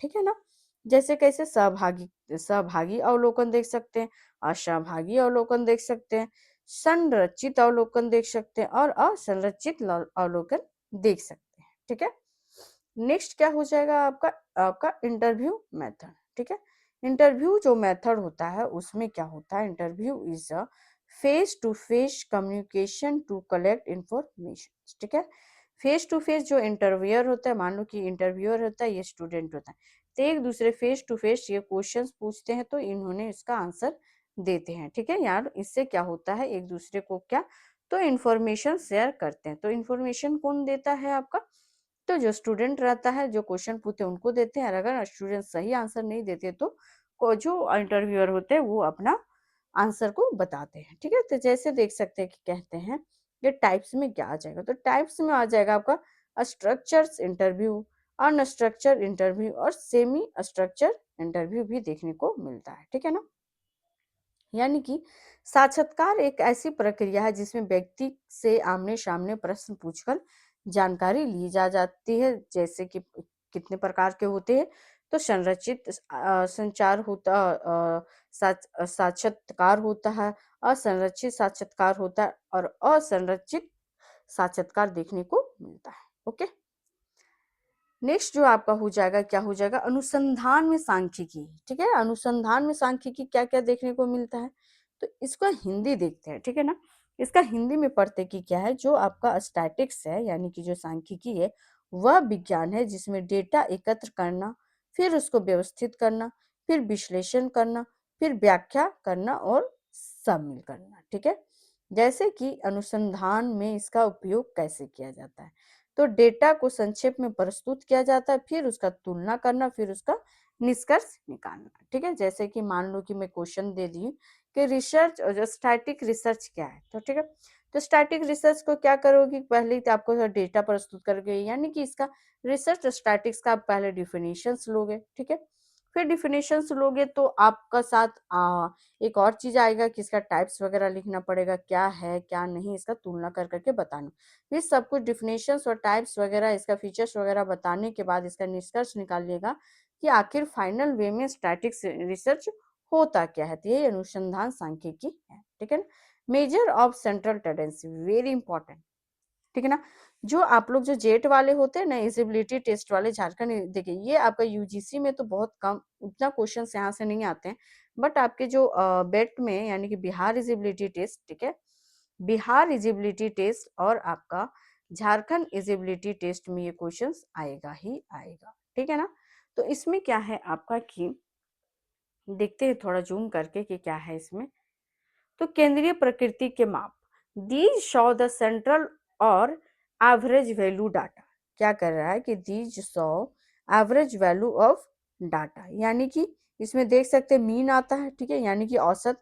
Major is the arithmetic average mean data, formula इसका क्या होता है मीन का, तो सम ऑफ वैल्यू, यानी कि जो आपके वैल्यू होते हैं बाई नंबर ऑफ वैल्यू, जैसे कि यहाँ पे क्या किया गया है, तो मार्क्स देखो, तो सम ऑफ वैल्यूज में जैसे कि 40, 50 और 60, आप प्रीवियस ईयर क्वेश्चन जाके देखिएगा इसका, जेट का मैं करवाई हुई हूँ आपका यूजीसी नेट और जेट का, ये सारे क्वेश्चंस आते हैं, मैं इसका एक्सप्लेनेशन भी करवा दी थी, उसमें 3-4 क्वेश्चन मीन, मीडियन और मोड से भी पूछे गए थे, ठीक है ना। तो उसको मैं प्रॉपर वे में क्या की हूँ, तो समझा दी हूँ। ओके, तो अगर जो लोग क्लासेस को नहीं देखे हैं तो जाके देखिएगा, ये वेरी इंपॉर्टेंट है, यहाँ से क्वेश्चंस आते हैं, ठीक है। तो मीन हमारा क्या कह रहा है कि मीन जो है ये हमारा 40, 50 और 60 है, ठीक है। तो मीन का यानी कि सम वैल्यूज, तो सम वैल्यूज में क्या आ जाएगा, तो इस सबको ऐड करना रहता है, तो सारा को ऐड करेंगे तो कितना आ जाएगा आपका, तो टोटल को ऐड करो, ठीक है। यानी कि आपका 40, 60 कितना 100, तो 100 और 50 क्या हो जाएगा, तो 150 हो जाएगा। फिर बोला है आपका कि नंबर ऑफ वैल्यू, तो नंबर ऑफ वैल्यू कितने हैं, तो 1, 2, 3, तो 3 से इसको करेंगे तो आपका 50 से ये कट जाएगा, तो क्या इसका आंसर मीन निकालना कैसे है, तो यही आपका आंसर होगा। ये क्वेश्चन पूछा हुआ है, ठीक है ना। झारखंड को जेट का जो प्रीवियस ईयर जो आपका बहुत पहले जो एग्जाम हुआ था, उसमें मैं देखी थी कि ये इस तरह का क्वेश्चन पूछे गए थे, ठीक है ना। तो बिहार का तो अभी उतना आइडिया नहीं है, बट बिहार में भी इस तरह के क्वेश्चन पूछे जाते हैं, और जो यूजीसी वाले हैं इन लोगों को भी इस तरह का क्वेश्चन अगर दे रहे हैं तो पूछा जाता होगा, बट मैं जब दी थी, ठीक है, तो उस टाइम नहीं पूछा जा रहा था, ठीक है ना। तो ये आप लोगों को पूछा जाता है, ठीक है। तो फिर मीन का क्या है कि मीन जो औसत सभी मानों का जो गणितीय औसत होता है, ठीक है। इसका सूत्र क्या होता है, मीन इक्वल टू सभी मानकों का योग और मानकों की संख्या, ये आपका हिंदी में है, ठीक है। अब देखते हैं कि मीडियन क्या होता है, ये सब क्वेश्चंस आते हैं, तो please don't miss this topics. Okay, तो देखते हैं कि माध्यिक्य क्या होता है। माध्यिक्य तो होता है कि median is the middle value in आपका ऑर्डर्ड डाटा सेट्स, ठीक है। जो एग्जांपल जैसे कि 10, 20, 30, 40, 50, यानी कि मीडियन माध्यमिका, याद ही रखिएगा, मीडियम यानी कि माध्यमिका व्यवस्थित डेटा के बीच को माना जाता है। ठीक है, क्या जो बीच का माना जाता है, यानी कि आप देख लो कि यहाँ पे टोटल नंबर्स कितने हैं, 1 2 3 4 5, यहाँ पे 5 है, तो ये पांचों के बीच का मिडिल माध्यमिका कौन हो जाएगा, तो इधर से भी दो ले लो, इधर से भी दो ले लो, तो कौन सा माध्यमिका बच जाएगा, तो आपका 30 बच जाएगा। मान लीजिए कि आपका यहाँ पे दिया हुआ है 10, 20, 30, 40, 50 दिया हुआ है। ठीक है, तो यहाँ पे मान लीजिए कि 60 भी दिया रहता, 70 भी दिया रहता, तब बताइए कि माध्यमिका क्या रहेगा। तो यहाँ पे देख लो कि तीन तीन करके ले लो, तो 10 से लेके 30 तक जाएंगे, तो कितना हुआ, 10 से लेके 30 तक, फिर इधर तीन ले लेते हैं, 50, 60, 70, ये तीन हो गया, तो माध्यमिका क्या हो जाएगा हमारा, तो 40 हो जाएगा। ठीक है, तो ऐसे ही आपका माध्यमिका निकाला जाता है। ठीक है, अब देखते कि मोड क्या होता है, बहुलक कैसे निकालता है। ठीक है, तो mode is the most frequently occurring value. ठीक है, तो मोड होता है, ये बहुलक वह मान है जो सबसे अधिक बार आता है। ठीक है, जो सबसे अधिक बार आता है वही आपका मोड होता है। जैसे कि 10, 20, 20, 30। ठीक है, तो 20 कितना बार आया है आपका, 2 बार आया है, तो यही आपका क्या हो जाएगा, तो मोड हो जाएगा। ठीक है ना, तो मोड मान लीजिए कि मैं आप लोगों को दे दी 1 2 3 4 5। ठीक है, फिर 6, फिर आपको दे दी हूँ मैं 2, एक सेकेंड थोड़ा अच्छे से लिख देती हूँ, जैसे कि मैं दी हूँ आपको 10, 20, 30, 30, फिर 40, फिर आपका 50, फिर 60, फिर 60, फिर आपका 30, फिर आपका 40, फिर आपका दे दी हूँ 30। तो आप मुझे बताइएगा कि इसमें से कौन सा है जो मोड होगा। तो यहाँ पे देखिए कि सबसे ज्यादा कौन सा डिजिट, तो 10 एक बार दिख रहा है, ये नहीं होगा, 20 एक बार दिख रहा है, ये नहीं होगा, 30 एक दो बार दिखा है, और कहाँ दिख रहा है, तो 3 और 4। तो आपको पता होना चाहिए 34 टाइम्स आ रहा है। ठीक है ना, एक सेकेंड, हाँ, 30 आपका 4 टाइम्स आ रहा है, और आप और देखते तो 40, 50, 60 कितने टाइम्स आ रहा है, तो 2 टाइम्स आ रहा है। 60 जो है ये आपका 2 बार आ रहा है, 40, 1, 2, 40 आपका 2 टाइम्स आ रहा है, तो आपका 60 और 40 2 बार आ रहा है, बट जो 30 है ये आपका 4 टाइम्स आ रहा है। तो इसमें मोड क्या हो जाएगा आपका, तो मोड हो जाता है आपका कौन सा, तो आपका 30 हो जाता है आंसर। ठीक है, तो ऐसे ही आपका मोड निकाला जाता है। अब देखते हैं कि मेजर्स ऑफ डिस्पर्शन। ठीक है, आपका जो विचलन के माप, ठीक है, जो विचलन के जो माप होते हैं वो कैसे होते हैं, तो these saw separate of data type क्या होता है इसका, तो रेंज होता है, वेरिएंस होता है, स्टैंडर्ड डिविएशंस होता है। रेंज यानी कि इसको करते हैं पाराश। ठीक है, तो रेंज कैसे निकलता है, तो रेंज होता है highest value minus lowest value. ठीक है, तो रेंज निकालने के लिए क्या होगा, तो सबसे लोएस्ट क्या है आपका, लोएस्ट हाईएस्ट क्या है आपका, तो हाईएस्ट जो वैल्यू है यानी कि एच है, वो आपका कितना है, तो आपका हो जाएगा 60, और लोएस्ट वैल्यू क्या हो जाएगा आपका, तो 20, तो ये दोनों को लेस करके क्या हो जाएगा, तो 40। ये आपका क्या निकल के आता है, तो रेंज निकल के आता है। ठीक है, वेरी एडजस्ट है। नेक्स्ट होता है स्टैंडर्ड डिविएशन, मानक का विचरण।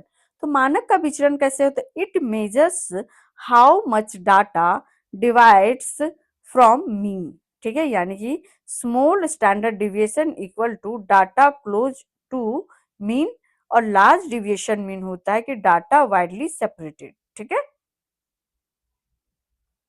अब देखते हैं कि कोर रिलेशन। ठीक है, तो इसमें देखते हैं कि कोर रिलेशन में होते क्या है, तो इसका भी बहुत छोटा छोटा हो गया है। हाँ ठीक है, इसको बड़ा कर लेते हैं। ठीक है, तो कोर रिलेशन में देखते हैं कि जो कोर रिलेशंस है, तो जो आपका दो चरों यानी कि दो वेरिएबल्स के बीच को क्या करता है, तो संबंध को बताता है। ठीक है, रिलेशनशिप बिटवीन टू वेरिएबल्स। ठीक है, पहला टाइप्स होता है आपका पॉजिटिव कोरिलेशन, दूसरा होगा आपका नेगेटिव, और तीसरा क्या होगा आपका जीरो।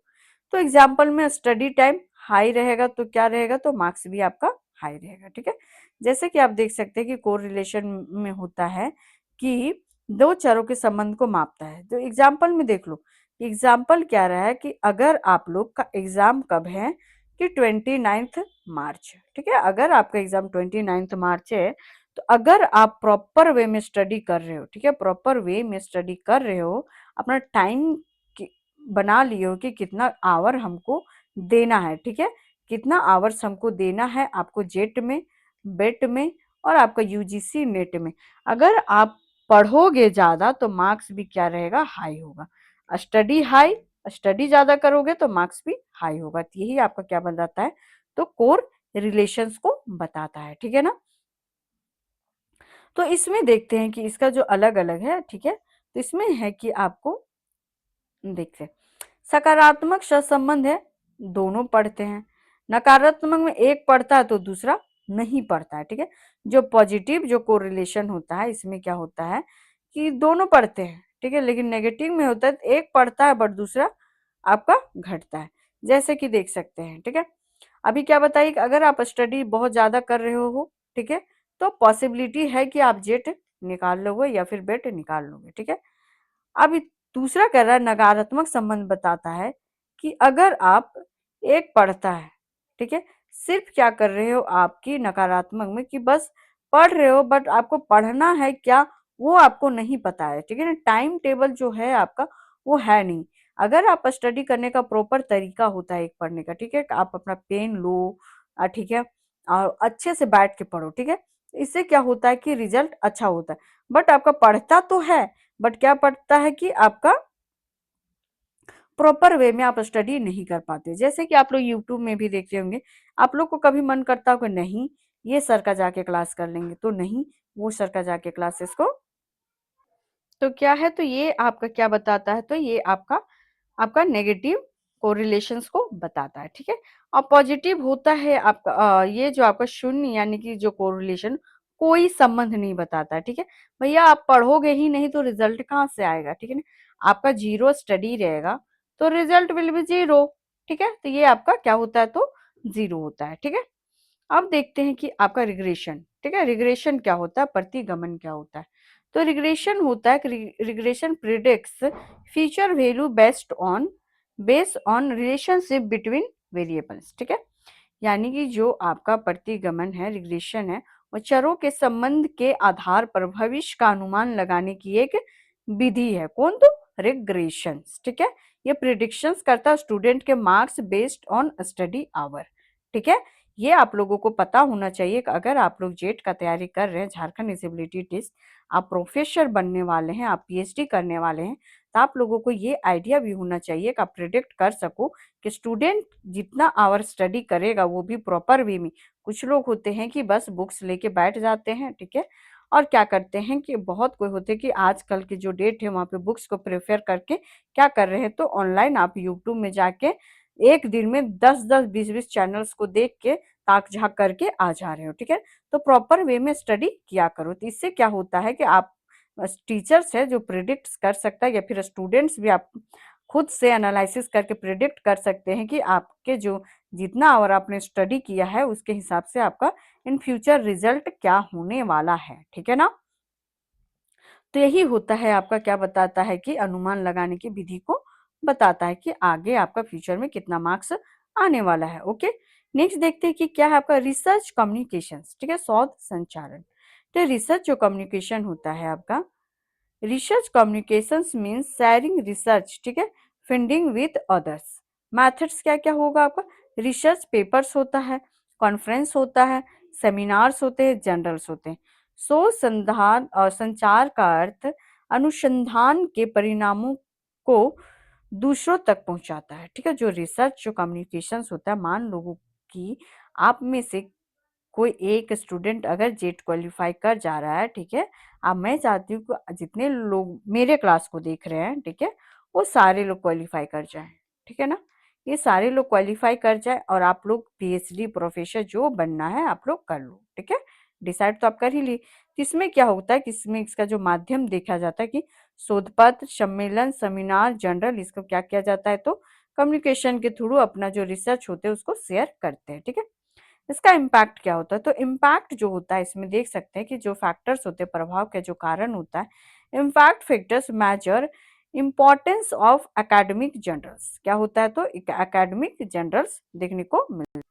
हाँ, तो अब देखते हैं कि इसका इम्पैक्ट क्या है, ठीक है।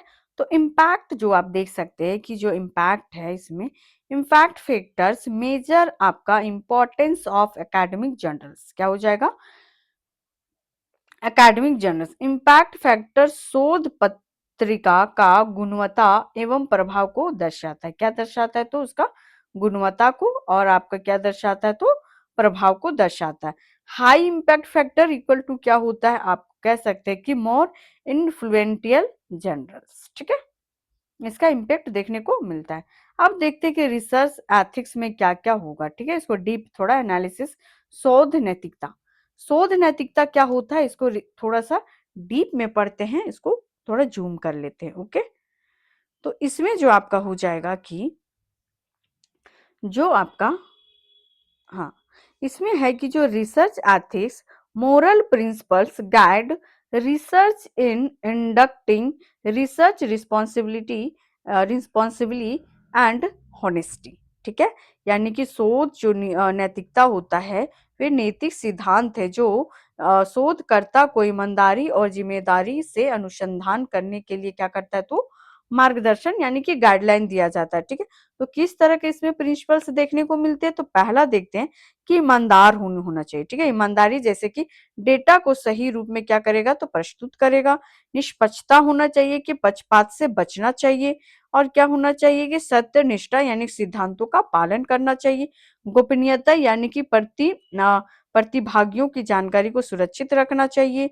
और क्या हो जाएगा आपका? तो प्रतिभागियों को सम्मान करना चाहिए। ठीक है, मैं एक चीज बताती हूँ। जब मैं स्टडी कर रही थी अपना, ठीक है, कॉलेज में, तो क्या हुआ था कि मेरी जो फ्रेंड्स थी, तो टीचर्स के साथ क्या था कि हम लोग का जो कम्युनिकेशन बातचीत थी, वो बहुत ही अच्छे से चलता था। ठीक है ना, मतलब क्लासरूम, मतलब टीचर्स थे, उन लोगों से हमारा बहुत बनता था। ठीक है ना, नॉर्मल वे में भी कहे तो हमारी जो दोस्त लोग थी ना, तो क्या थी कि सर की एक दो स्टूडेंट थी जो अभी अभी मैं कहाँ हूँ, वो लोग कहाँ है, ये तो डिसाइड हो ही रहा है। ठीक है, बट क्या हुआ था उस टाइम कि मेरा जो मार्क्स था, ठीक है, मैं जो लिखी थी या जो मैं बनाई थी, उसमें 100 आउट ऑफ कितना सर ने दिए थे मुझे, अब मुझे आज भी याद है।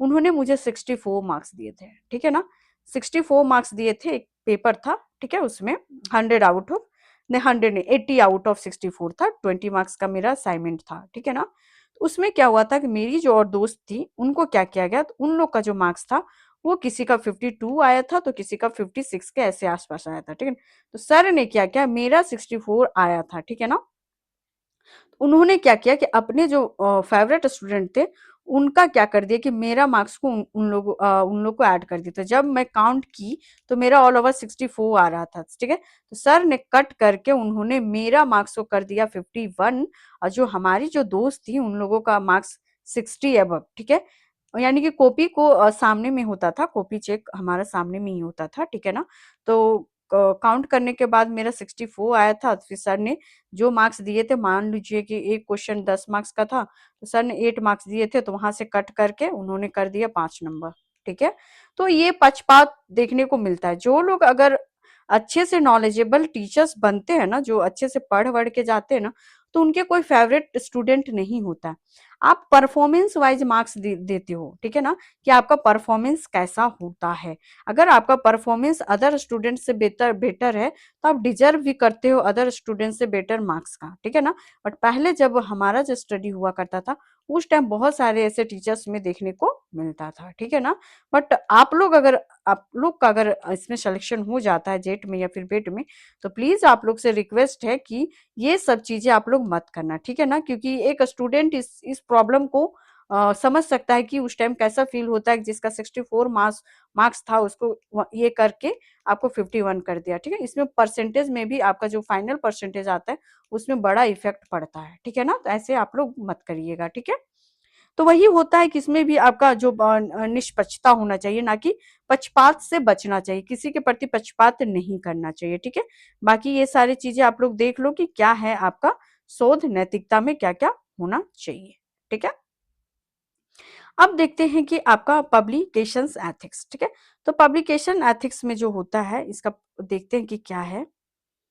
ठीक है, हाँ, तो इसमें क्या आपका हो जाएगा कि जो प्रकाशन नैतिकता है, इसमें आपका क्या है कि प्रकाश नैतिकता का जो अर्थ होता है, प्रकाशन नैतिक सॉरी प्रकाश बोल दी थी मैं, प्रकाशन नैतिकता का जो अर्थ होता है, वो शोध पत्र, ठीक है, आपका क्या करता है, तो प्रकाशित करते समय नैतिक नियमों का पालन किया जाता है। ठीक है, अगर आप पब्लिकेशंस कर रहे हो अपने बुक्स का, अपने थीसिस का, तो उसमें भी क्या होता है, बहुत सारे रूल्स यानी कि नियम का पालन किया जाना चाहिए। ठीक है, बिना नियम का, विदाउट प्रोसेस का कोई भी चीज को आप नहीं कर सकते हैं। जैसे क्या करना चाहिए आप लोगों को, तो देखिए, तो आप कर सकते हैं कि साहित्यिक चोरी से क्या होना चाहिए, तो बचना चाहिए। झूठा डेटा को क्या करना चाहिए, तो प्रस्तुत नहीं करना चाहिए। ठीक है, सही संदर्भ देना चाहिए और एक ही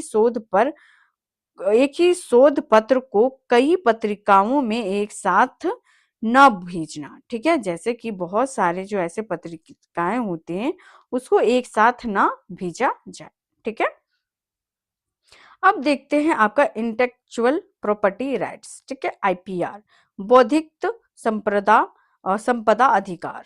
ठीक है, तो इसमें क्या हो जाएगा आपका जो बौद्धिक है, क्योंकि देखिए आप लोग को लग रहा होगा मैम बोथ लैंग्वेज में पढ़ो, बट अभी नहीं पढ़ पाऊंगी क्योंकि ना क्लासेस बहुत लंबा चल जाएंगे फिर, क्योंकि अगर मैं बोथ लैंग्वेजेस में करने लगी ना तो बहुत लंबा चल जाएगा।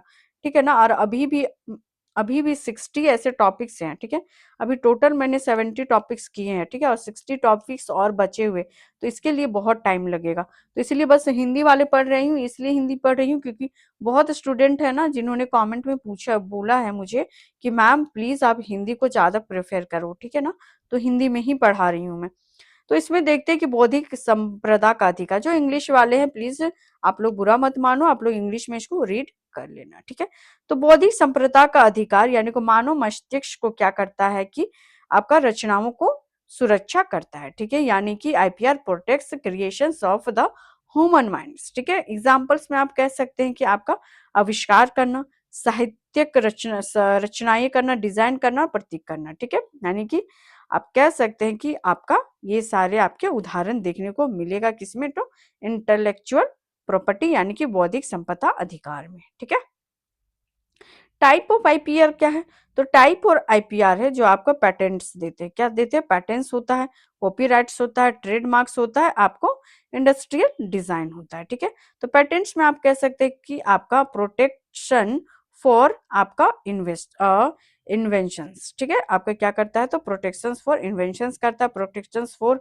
कॉपीराइट में बुक्स, म्यूजिक, आपका जो भी चीजें है सबको कॉपीराइट को क्या करता है, तो ये प्रोटेक्ट करता है। ठीक है ना, फिर इंडस्ट्रियल डिजाइन का भी प्रोटेक्ट, जो भी इंडस्ट्रीज का डिजाइन होता है, ये सब इजी चीजें हैं, समझ सकते हो। पैटेंट, ठीक है, पैटेंट आविष्कार की सुरक्षा करता है, पुस्तकें, संगीत, सॉफ्टवेयर आदि की सुरक्षा करता है, ब्रांड नाम और लोगों की सुरक्षा करता है, और उत्पाद के डिजाइन को भी सुरक्षा प्रदान करता है। कौन, तो आपका आईपीआर। ठीक है, तो इसमें देखते हैं कि पहले पेटेंट होता है क्या, तो पेटेंट है ये आविष्कार को विशेष अधिकार देता है। ठीक है, जो पेटेंट होता है ये आपका विशेष अधिकार। भारत में पेटेंट की अवधि 20 साल है। ठीक है, इसका जो आपका जो 20 साल तक इसका वैलिड है। ठीक है, 20 साल के बाद इसका वैलिड खत्म हो जाता है, फिर से आपको उसको वैलिड करवाना पड़ता है। तो इसका पेटेंट आविष्कार का अवधि कितना है, तो 20 साल तक है। ठीक है, कॉपीराइट का क्या है आपका, जो कॉपीराइट है इसका आप देख सकते हैं, जो कॉपीराइट है आपका मौलिक साहित्यिक और क्या है, कलात्मक कार्यों की सुरक्षा करता है। किसका, तो आपका कॉपीराइट मौलिक साहित्य और कलात्मक कार्यों की सुरक्षा करता है। उदाहरण के लिए पुस्तक, फिल्म, संगीत, कंप्यूटर प्रोग्राम। ठीक है, रिसर्च आपको मिसकंडक्ट। ठीक है, यानी कि शोध का कदाचार। मिसकंडक्ट में देखते हैं आपका क्या क्या होगा, तो इसमें जो आपको देखने को मिलेगा, जो पहला हो जाएगा यानी कि शोध कदाचार, अनुसंधान में नैतिकता का कार्य को कहते हैं। तो क्या कहते हैं, ये आपका क्या है, आपका फैब्रिकेशंस यानी कि मैकिंग फेक डाटा, यानी कि आपका फैब्रिकेशंस होता है, झूठा डेटा को बनाना होता है। ठीक है, और उसके बाद होता है फैल्सिफिकेशन, यानी कि डेटा में हेरफेर करना। फिर ठीक है, और ये तो आपको पता है जो प्लेगैरिज्म होता है ये क्या करता है, तो चोरी यानी साहित्यिक चोरी का भी ये करता है। ठीक है, नेक्स्ट क्या है आपका, नेक्स्ट जो आपका हो जाएगा क्या, तो कंप्यूटर्स एप्लीकेशंस इन रिसर्च। ठीक है, कंप्यूटर्स का जो एप्लीकेशंस इन रिसर्च में देखते हैं कि आपका पहला डाटा का कलेक्शन किया जाता है, डाटा स्टोरेज किया जाता है, स्टैटिकल एनालिसिस किया जाता है, राइटिंग रिसर्च रिपोर्ट्स किया जाता है, ऑनलाइन लिटरेचर रिसर्च। ठीक है, जैसे कि क्या हो जाएगा आपका कंप्यूटर में, तो पहला M S Excel, S P double S, R software और आप कह सकते हैं मैटलैब। ठीक है। और क्या है आपका आधुनिक जो आधुनिक अनुसंधान में कंप्यूटर का महत्वपूर्ण योगदान क्या क्या होता है। तो कंप्यूटर का महत्वपूर्ण योगदान अभी देख लिए, इंग्लिश में मैं इसी को पढ़ा दी। ठीक है। हाँ, तो देखते हैं कि आपका ऑनलाइन डेटाबेस क्या होता है। तो ऑनलाइन डेटाबेस में आप देख सकते हैं कि जो आपका ऑनलाइन डेटाबेस डिजाइन आप क्या करता है, तो प्लेटफॉर्म होते हैं। क्या होते हैं ऑनलाइन में, तो प्लेटफॉर्म होते हैं जहां शोध पत्र और जर्नल की क्या होता है, तो संग्रहित किया जाता है। उदाहरण के लिए गूगल स्कॉलर, ठीक है, आपका रिसर्च गैट होता है, आपका JSTOR होता है, और आप पबमेड होता है। इसमें शोधकर्ता पुराने शोध को कार्य को क्या कर सकते हैं, तो ढूंढ सकते हैं। जो पहले से ही जिन लोगों ने शोध किया हुआ रहता है उन लोगों का शोध को ये आप इस सब आपसे ऐप से ढूंढ के देख सकते हैं कि उन लोगों का रिसर्च में क्या क्या अलग है। ठीक है ना। नेक्स्ट देखते हैं आपका रिसर्च, आपका इंडेक्सिंग, यानी शोध इंडेक्सिंग होता क्या है। ठीक है। तो इसमें है आपका जो हो जाएगा, क्या हो जाएगा आपका जो indexing means listing research journal in recognised database. ठीक है। इसका इंपॉर्टेंस देखते हैं। तो ये जो इम्प्रूविंग क्या करता है, इम्प्रूव्स करता है general visibility, ensuring quality, increase आपका सिटेशंस, और आपका क्या होता है, तो आपका एग्जाम्पल्स इन इंडेक्सिंग डाटाबेस। ठीक है। जैसे कि आप कह सकते हैं कि स्कोप्स होता है, वेब ऑफ साइंस हो जाएगा। ओके। बाकी हिंदी वाले, सॉरी मैं हिंदी में नहीं पढ़ पाई। ठीक है, बट पढ़ देती हूँ। जनरल का पहचान को बढ़ाता है, गुणवत्ता को सुनिश्चित होती है, और आपका उद्धरण यानी को बढ़ता है। ठीक है, उद्धरण बढ़ता है। ठीक है। नेक्स्ट क्या है आपका, नेक्स्ट है आपका एच इंडेक्स। ठीक है। एच इंडेक्स क्या होता है कि एच इंडेक्स किसी शोधकर्ता के प्रकाशनों और उदाहरणों के प्रभाव को मापता है। ठीक है। उदाहरण के लिए 10 शोध पत्रों में कम से कम 10 बार उद्धत्व किया गया है। ठीक है। तो एच इंडेक्स क्या हो जाएगा आपका, 10 हो जाएगा। ठीक है। नेक्स्ट है आपका रिसर्च प्रपोजल। ठीक है। शोध प्रस्ताव क्या होता है, रिसर्च प्रपोजल क्या होता है, तो रिसर्च जो प्रपोजल होता है ये plan outline of a research. ठीक है। तो क्या करता है, तो प्रोजेक्ट को क्या करता है, प्रिपेयर बिफोर कंडक्टिंग रिसर्च। जैसे एक्सप्लेन देख सकते हैं, what the researcher will study. ठीक है, जो रिसर्चर्स है वो क्या स्टडी किए हैं, और रिसर्चर्स आप इंपॉर्टेंट क्या है, how to research will be conducted. ठीक है, हिंदी वाले देखते हैं तो इसका हिंदी नहीं है। ठीक है, अच्छा यहाँ पे है। तो इसको देख सकते हैं कि main parts of research proposal का क्या होता है, तो टाइटल होता है, इंट्रोडक्शन होता है, रिसर्च प्रॉब्लम होता है, ऑब्जेक्टिव्स होते हैं, हाइपोथेसिस होता है, मैथोलॉजी होता है, एक्सपेक्टेड रिजल्ट होता है, रेफरेंस होता है। ठीक है। नेक्स्ट क्या है आपका शोध प्रस्ताव, इसको देख लेते हैं हिंदी वाले। ठीक है। तो इसमें होगा कि क्या अध्ययन किया जाएगा, यह क्यों महत्वपूर्ण है, अनुसंधान कैसे किया जाएगा। ठीक है, ये आपका रिसर्च का प्रपोजल होता है, यानी कि प्रस्ताव होता है। ठीक है, यानी कि शोध निष्कर्ष, परिचय, और क्या हो जाएगा आपका, तो इसका अध्ययन और परिकल्पना, कार्यपालिका और अपेक्षाकृत परिणाम के संदर्भ में। Okay.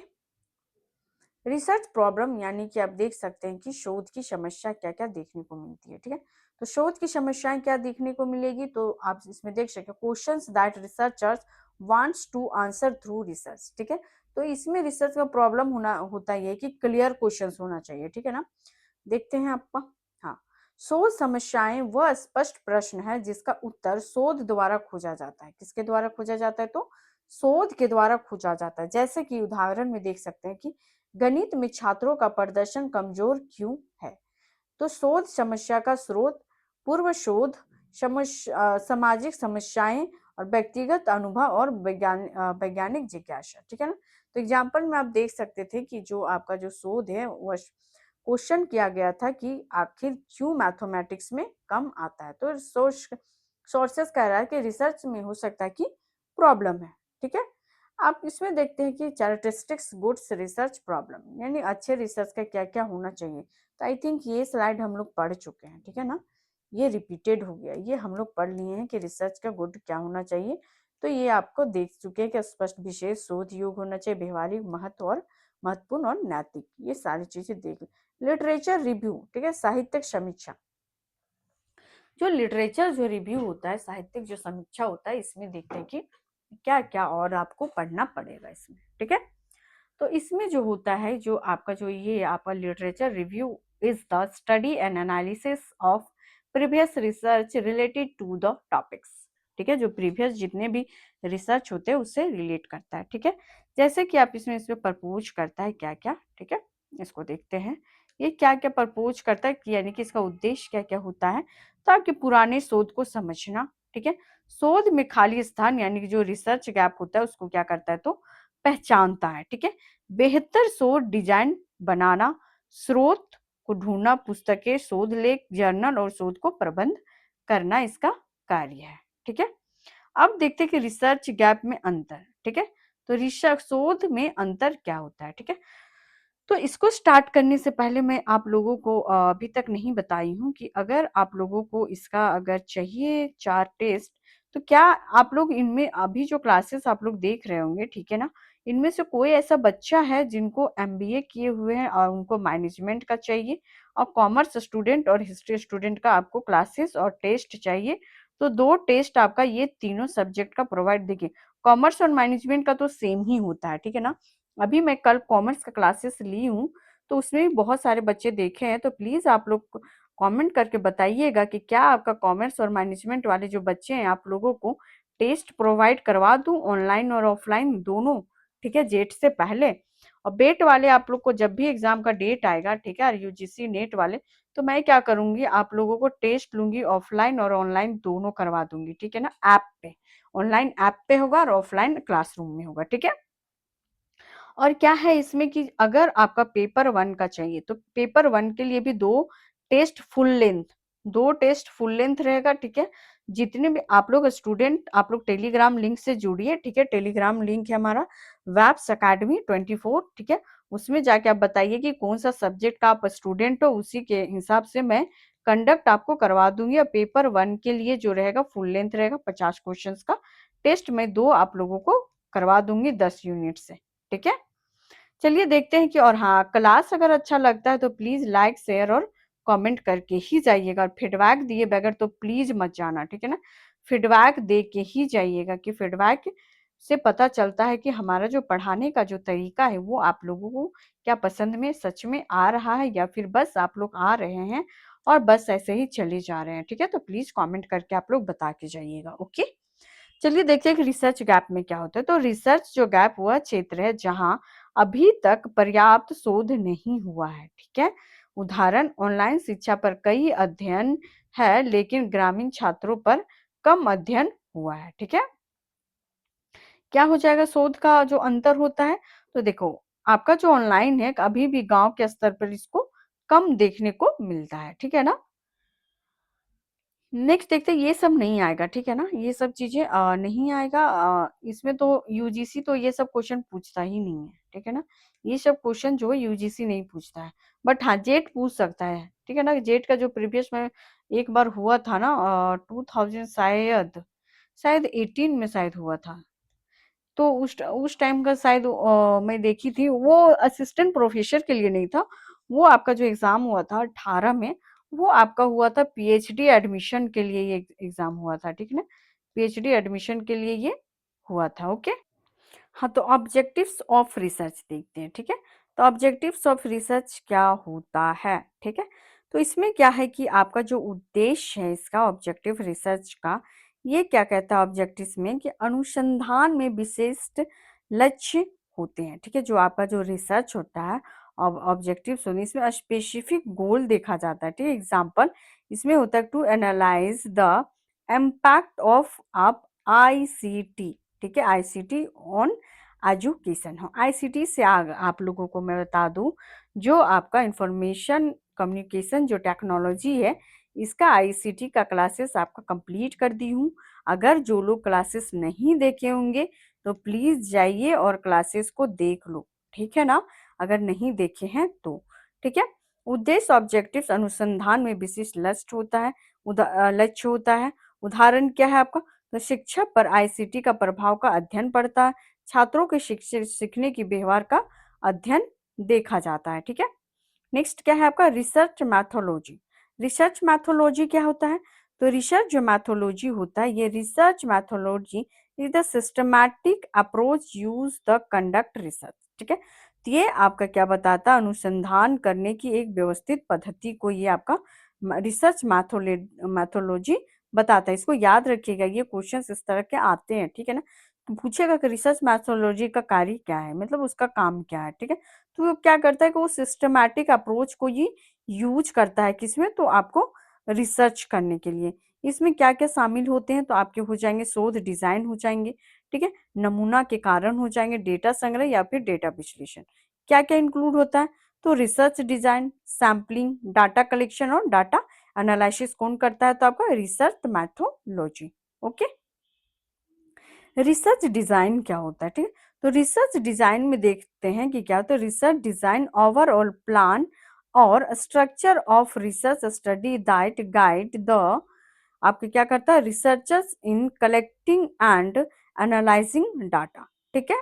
It answered what type of data is needed, ठीक है, किस तरह का डाटा का आपको नीड है, ठीक है ना। नेक्स्ट देखते हैं कि क्या है आपका। उसके बाद है कि how data will be collected, ठीक है, how data will be analysis, ठीक है, परपोज द रिसर्च डिजाइन, ठीक है। इसमें क्या होगा कि रिड्यूस आपका बायस नहीं करना है, ठीक है, इंक्रीज रिलायबिलिटी होना चाहिए, ensure purpose from data collection saving time and cost होना चाहिए, ठीक है। सोच जो डिजाइन है क्या करता है, सोच जो डिजाइन होता है, रिसर्च डिजाइन होता है, उसका मेन जो पर्पस होता है वो क्या करता है कि जो अनुसंधान में समग्र योजना या ढांचा होता है, जो डेटा संग्रह विश्लेषण को मार्गदर्शन करता है, ठीक है ना। किस तरह से करता है? तो किस प्रकार का डेटा चाहिए आपको, डेटा को कैसे एकत्रित करना चाहिए, कैसे होगा, डेटा का विश्लेषण कैसे होगा, ये इसका काम है, किसका? तो आपका रिसर्च डिजाइन का, ठीक है। आपका पक्षपात कम करना होगा, विश्वसनीयता को बढ़ाना होगा, सही डेटा संग्रह को सुनिश्चित करना होगा, समय पर लागत का बचाव करना पड़ेगा, ठीक है। नेक्स्ट हो जाएगा आपका जो होगा research of sorry type of research design. कितने टाइप्स के रिसर्च डिजाइन होते हैं? तो पहला जो हो जाएगा आपका एक्सप्लोरेटरी रिसर्च डिजाइन, ठीक है। ये क्या यूज करता है? ये टाइटल इंफॉर्मेशन, ठीक है, याद रखिएगा, title information available about the topics. क्या क्या? तो इसका क्या पर्पस है? तो यह करता है explorer new ideas, identify research problems, example studying impact of AI, ठीक है, आर्टिफिशियल एजुकेशन इन, आप देख सकते हैं आर्टिफिशियल एजुकेशन को, ये बहुत अभी आप देख रहे होंगे कि जो एक मैं चैनल देखी थी कि जेपीएससी का जो क्लास जो लिया जा रहा है ना एआई के द्वारा लिया जा रहा है, ठीक है।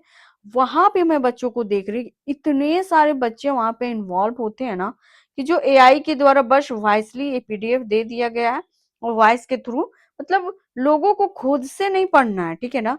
बच्चे वही सेलेक्ट होते हैं ना, याद रखिएगा जीवन में एक बात को, आप तभी सक्सेस करोगे ना जब हार्ड वर्क करोगे, ठीक है ना। आप जल्दबाजी में जल्दी में कोई भी चीज आपको नहीं मिलेगा।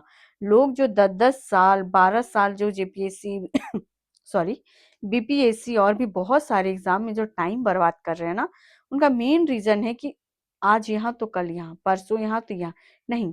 आप एक प्रोसेस बना लो कि आपको किस तरीके से पढ़ना है, कितना आपको ऑनलाइन लेना है, कितना आपको ऑफलाइन, कितना आपको बुक स्टडी करना है, ठीक है ना। विदाउट बुक स्टडी का आप एग्जाम नहीं। और एआई में क्या है कि स्लाइड में ऐसा लगता है लोगों को ना कि बिना लिखे सब आपको ज्ञान मिल जाएगा, तो जी नहीं। जब तक आप लिखोगे नहीं ना तब तक आपको ज्ञान नहीं मिलेगा। लिख लो, आपका मेमोरी कितना भी तेज क्यों ना हो, बट एग्जाम में जाओगे ना तो वही मेमोरी आपको धोखा दे देगा। जानते हैं क्यों? क्योंकि आप ना हार्डवर्क नहीं किए हो, इसलिए हार्डवर्क मैटर करता है। इसलिए मैं हमेशा कहती हूँ आप लोगों से कि जब भी क्लास में बैठो तो जो मैं इम्पोर्टेंट बता देती हूँ आप लोगों को, तो उसको आप लोग एक पेज रखा करो, ठीक है ना, व्हाइट शीट रखा करो 2-3, उसमें आप लोग एक क्लास में कितने शॉर्ट नोट्स बनाए हैं उसको देखो, कि बिना लिखे नहीं एग्जाम क्लियर होता है। तो प्लीज आप लोग एग्जाम से पहले भी उसको स्टडी कर सकते हो अगर आप लिखे हुए रहोगे। क्या आप बार बार क्लासेस को देख पाओगे एग्जाम से पहले? जी नहीं।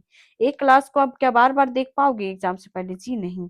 तो इसका मेन रीजन है कि आपका जो भी क्लासेस आप करते हैं, कहीं भी करते हैं, तो शॉर्ट नोट्स बनाया करो ताकि एग्जाम से पहले उसको रिवीजन कर पाओगे, ठीक है ना। तो देखिए कि क्या है इसका। तो नेक्स्ट देखते हैं अब क्या है आपका टाइप। तो देखिए कि इंग्लिश में बता दी थी आपका कि उद्देश्य नए विचारों की खोज करता है, सोच समस्याओं की पहचान करता है, ठीक है। फिर होता है आपका डिस्क्रिप्टिव रिसर्च डिजाइन, ठीक है।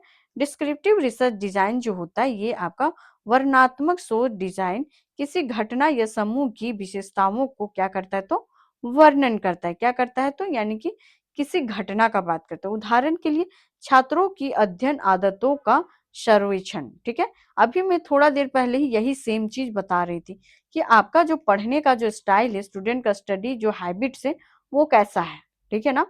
एक आप प्रोफेसर बनोगे, assistant professor, government assistant professor, तो आपको बहुत सारी चीजों को नॉलेज होना चाहिए कि आप बच्चों को ये सिखाओ कि ऑनलाइन के साथ साथ आपको क्या है कि खुद से भी आपको सेल्फ स्टडी बहुत मैटर करता है, ठीक है ना। तो आपका हैबिट बताएगा कि आपका जो प्रिपरेशन है किस लेवल का है, ठीक है ना। देखते हैं तीसरा एक्सपेरिमेंटल रिसर्च डिजाइन क्या होता है।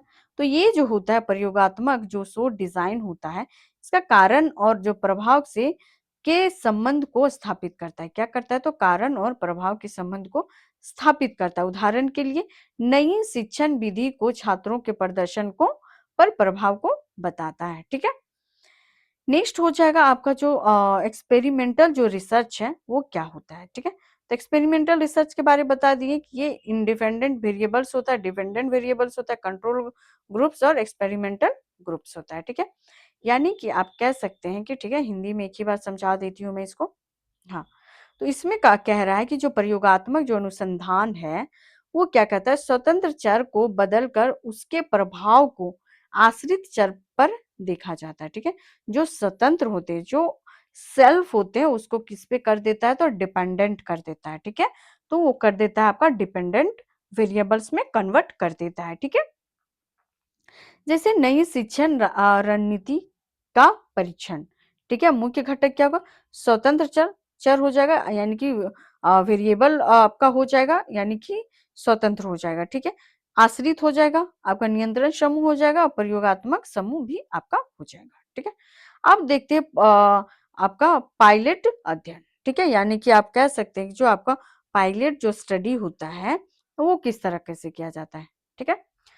तो इसमें आप देख सकते हैं कि जो पायलट जो स्टडी होता है ये है आपका कि पायलट अध्ययन मुख्य शोध से पहले किया जाता है, जो छोटा परीक्षण अध्ययन करता है, ठीक है। ये जो होता है जब आप शोध कीजिएगा, जब आप रिसर्च कीजिएगा, उससे पहले ये किया जाता है, क्या, तो पायलट अध्ययन किया जाता है, यानी कि पायलट स्टडी। उद्देश्य क्या होता है कि शोध उपकरण की जांच किया जाता है, संभावित समस्याओं का पहचान किया जाता है, शोध डिजाइन का सुधार किया जाता है, ठीक है।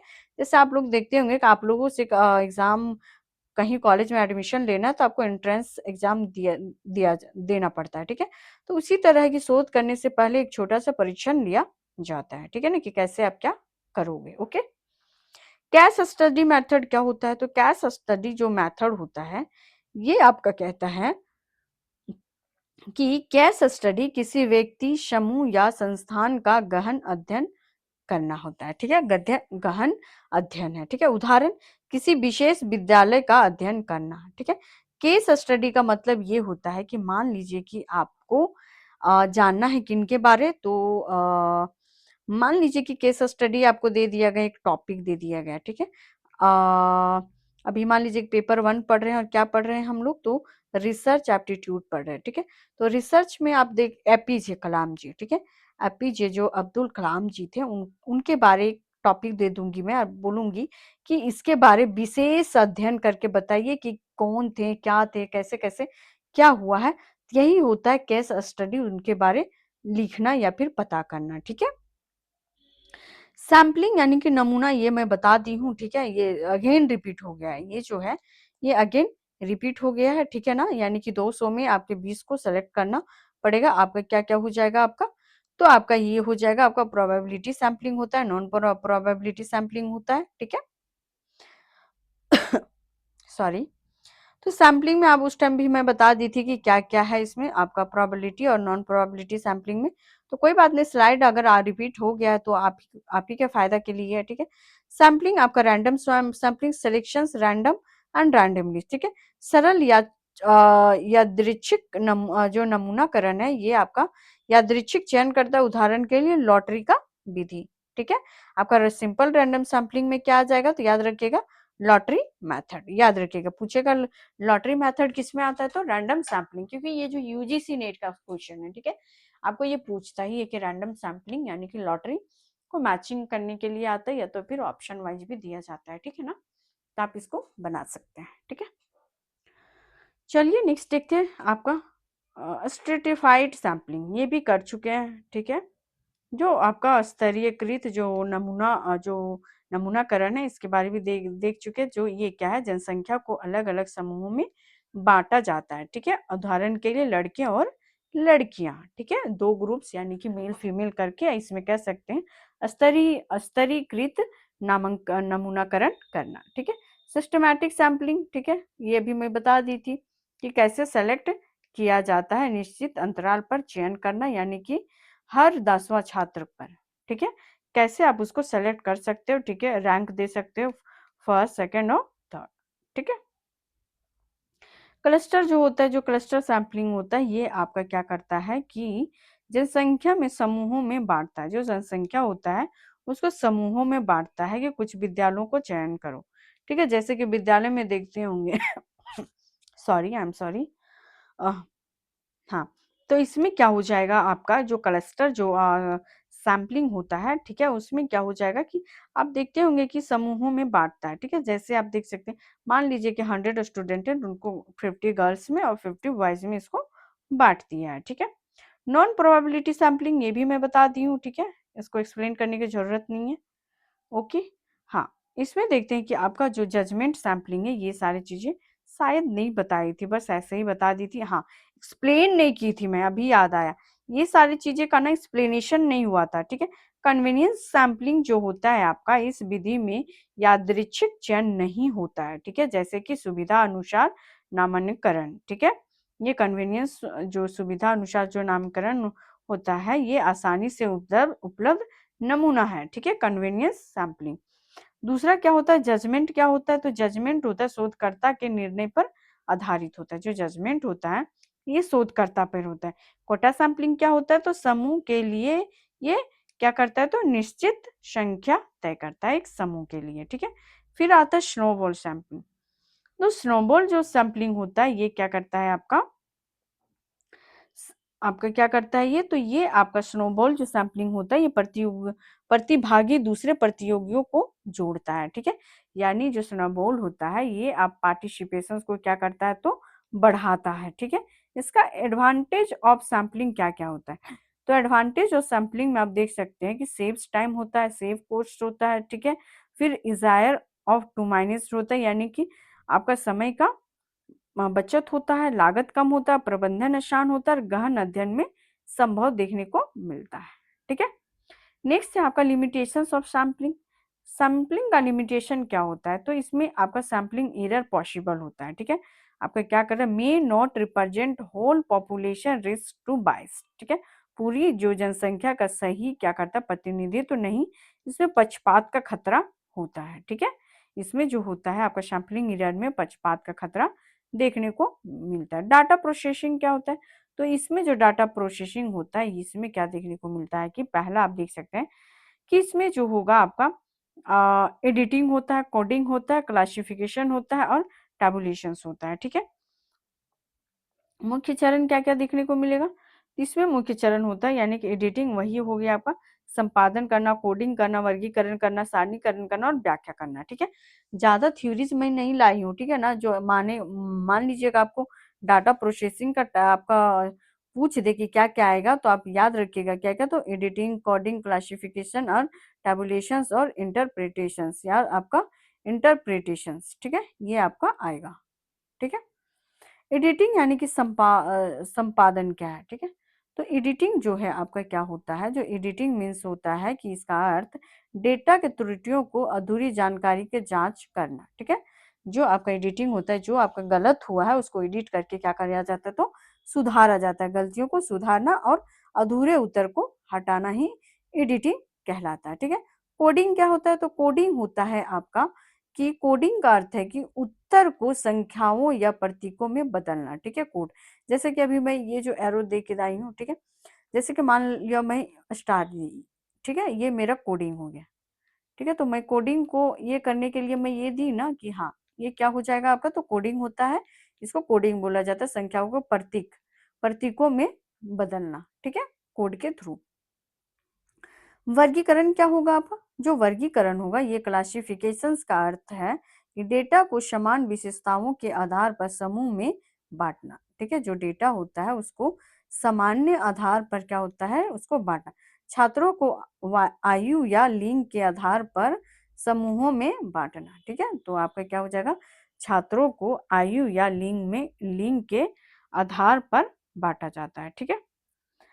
नेक्स्ट क्या होगा आपका, टैबुलेशंस में आपका सारणीकरण में क्या होगा, तो सारणीकरण में आपका जो हो जाएगा कि टैबुलेशंस का अर्थ है डेटा को तालिका के रूप में प्रस्तुत करना, क्या है, तो डेटा को आप क्या कर सकते हैं, तो तालिका रूप के रूप में प्रस्तुत कर सकते हैं, ठीक है। क्या हो जाएगा इसका, मार्क्स, एग्जाम्पल में मार्क्स हो जाएगा, नंबर ऑफ स्टूडेंट्स हो जाएगा। जैसे कि आप देख सकते हैं कि यहाँ पे देखिए कि 40 से 50 जो स्टूडेंट्स हैं उसके कितने मार्क्स हैं, तो उनके 10 मार्क्स हैं, ठीक है। फिर है आपका जो 50 से जो लेके 60 स्टूडेंट है उनके कितने मार्क्स हैं, तो 20 मार्क्स है। तो यही आपका सारणीकरण बताता है कि आपका जो टैबुलेशन से अर्थ डेटा को तालिका के रूप में प्रस्तुत करना, ठीक है। ये आपका डाटा है, ठीक है, कि इतना आपका मार्क्स आया, इसको कितने कितने बच्चे आए, इसको आप एक आपका इंडेक्स यानी कि डाटा में इसको कन्वर्ट करके दिखा सकते हो, ठीक है। डाटा इंटरप्रिटेशंस क्या होता है, जो डाटा इंटरप्रिटेशंस होता है, डेटा का व्याख्याकरण, इसमें होता है कि डाटा इंटर अच्छा डाटा जो इंटरप्रिटेशंस होता है का अर्थ विश्लेषित डाटा के अर्थ को समझाना होता है, ठीक है। यानी कि जो interpretations means explaining the meaning of analysis data, जो एनालाइज्ड करता है डाटा की, इसका पर्पस क्या होता है, तो ड्रॉ कंक्लूजन्स को बताता है। दूसरा अंडरस्टैंडिंग जो पैटर्न्स होता है उसको बताता है, और आंसर रिसर्च क्वेश्चंस करता है, पैटर्न समझाता है, निष्कर्ष बताता है, शोध के प्रश्न का उत्तर देता है। तो कौन, तो डाटा इंटरप्रिटेशंस, ठीक है। अब देखते हैं ग्राफिक रिप्रेजेंटेशंस ऑफ डाटा। तो ग्राफिक रिप्रेजेंटेशंस किस तरह से किए जाते हैं, ठीक है। इसमें देखते हैं कि जो आपका ग्राफ डेटा का जो दृश्य के रूप में प्रस्तुत करने का जो तरीका होता है वो किस प्रकार का होता है। तो पहला तो बार ग्राफ होता है, पाई चार्ट होता है, हिस्टोग्राम होता है और रेखा ग्राफ होता है, ठीक है। तो ये सारी चीजें आपको इजी ही लग रहा होगा। डाटा एनालिसिस यानी कि डेटा का विश्लेषण, ठीक है। डेटा का विश्लेषण में देख सकते हैं कि आपका जो डेटा विश्लेषण, डाटा एनालिसिस का प्रक्रिया जिसमें डेटा का क्या करता है, व्यवस्थित करके उसका अर्थ निकाला जाता है, ठीक है। डेटा को क्या करेगा कि प्रॉपर वे में उसको व्यवस्थित करके क्या क्या ऑर्गेनाइज्ड करके, ठीक है, उसका क्या किया जाएगा, तो मीनिंगफुल आपका कंक्लूजन दिया जाएगा, यानी कि कंक्लूजन उसका निकाला जाएगा, ठीक है। क्या, तो process examining organising and interpreting data to obtain meaningful conclusions, ठीक है। जैसे क्या, पैटर्न को समझाना, परिकल्पना की जांच करना और निष्कर्ष को निकालना, ठीक है। यानी कि अंडरस्टैंडिंग पे जो पैटर्न होता है उसको देखा जाता है, टेस्ट का हाइपोथेसिस किया जाता है, फिर ड्रॉ किया जाता है आपका, तो कंक्लूजन लास्ट में आपको निकाल दिया जाता है, ठीक है। Type of data, quantitative analysis होता है पहला जो आपका हो जाएगा, तो quantitative analysis, analysis of numericals data using आपका स्टैटिक्स, ठीक है। जैसे कि अभी हम लोग अभी मीन मीडियन पढ़े ना, तो वही आपका क्या हो जाएगा, जो आपका क्वांटिटिव जो एनालिसिस है, जैसे कि मीन, कोर रिलेशन, ठीक है। मीन कैसे निकालते हैं ये प्लीज कमेंट करके इसका फॉर्मूला आप लोग बता दीजिएगा, ठीक है। तो इसमें मीन निकाला जाएगा, कोर रिलेशन होगा, रिग्रेशन होगा, ठीक है। नेक्स्ट क्या है हमारा, क्वांटिटिव एनालिसिस में क्या देखने को मिलता है, जो क्वांटिटिव जो एनालिसिस होता है इसमें एकमात्र जो विशेष क्वांटिटिव जो एनालिसिस होता है वो आपका हो जाएगा क्या, तो ये हो जाएगा आपका औसत और ये आपका सहसंबंध और प्रतिगमन, ठीक है। यानी कि जो इसका होगा इंटर रिव्यू रिस्पॉन्स होता है, ऑब्जर्वेशंस देखने को मिलता है आपका किसमें, तो क्वांटिटेटिव में हो जाएगा, ठीक है। यानी संख्यात्मक डाटा को सांख्यिकी का विश्लेषण किया जाता है, ठीक है। नेक्स्ट क्या है हमारा, तो क्वालिटेटिव एनालिसिस। तो क्वालिटेटिव एनालिसिस अभी जस्ट पढ़े कि साक्षात्कार, ठीक है, क्या हो जाएगा आपका, तो ये आपका साक्षात्कार का और अवलोकन का हो जाएगा, ठीक है। यानी कि अभी जस्ट पढ़ के आए, ऊपर में ही था, सेम रिपीटेड हो गया है। अब देखते हैं कि पैरामेट्रिक टेस्ट, ये आपका बहुत इंपॉर्टेंट है, आपका जेट बेट और यूजीसी नेट, ठीक है। ये तीनों में आपका, तीन में आपका वेरी इंपॉर्टेंट रोल निभाता है। वो कैसे निभाता है, तो देख सकते हैं कि पैरामीट्रिक जो टेस्ट होता है, सांख्यिकी का जो परीक्षण है, जो जनसंख्या के मानकों, ठीक है, यानी कि पैरामीटर्स पर आधारित होता है। उदाहरण के लिए टी टेस्ट, जेड से टेस्ट और एनोवा होता है, ठीक है। कौन सा, टी जेड और एनोवा टेस्ट किया जाता है, ठीक है। नॉन पैरामीट्रिक में क्या होता है, तो आपका चीज चीज स्क्वायर टेस्ट होता है, मैनन वैटनी टेस्ट होता है और आपका क्रुस्कल विलियस टेस्ट होता है, ठीक है।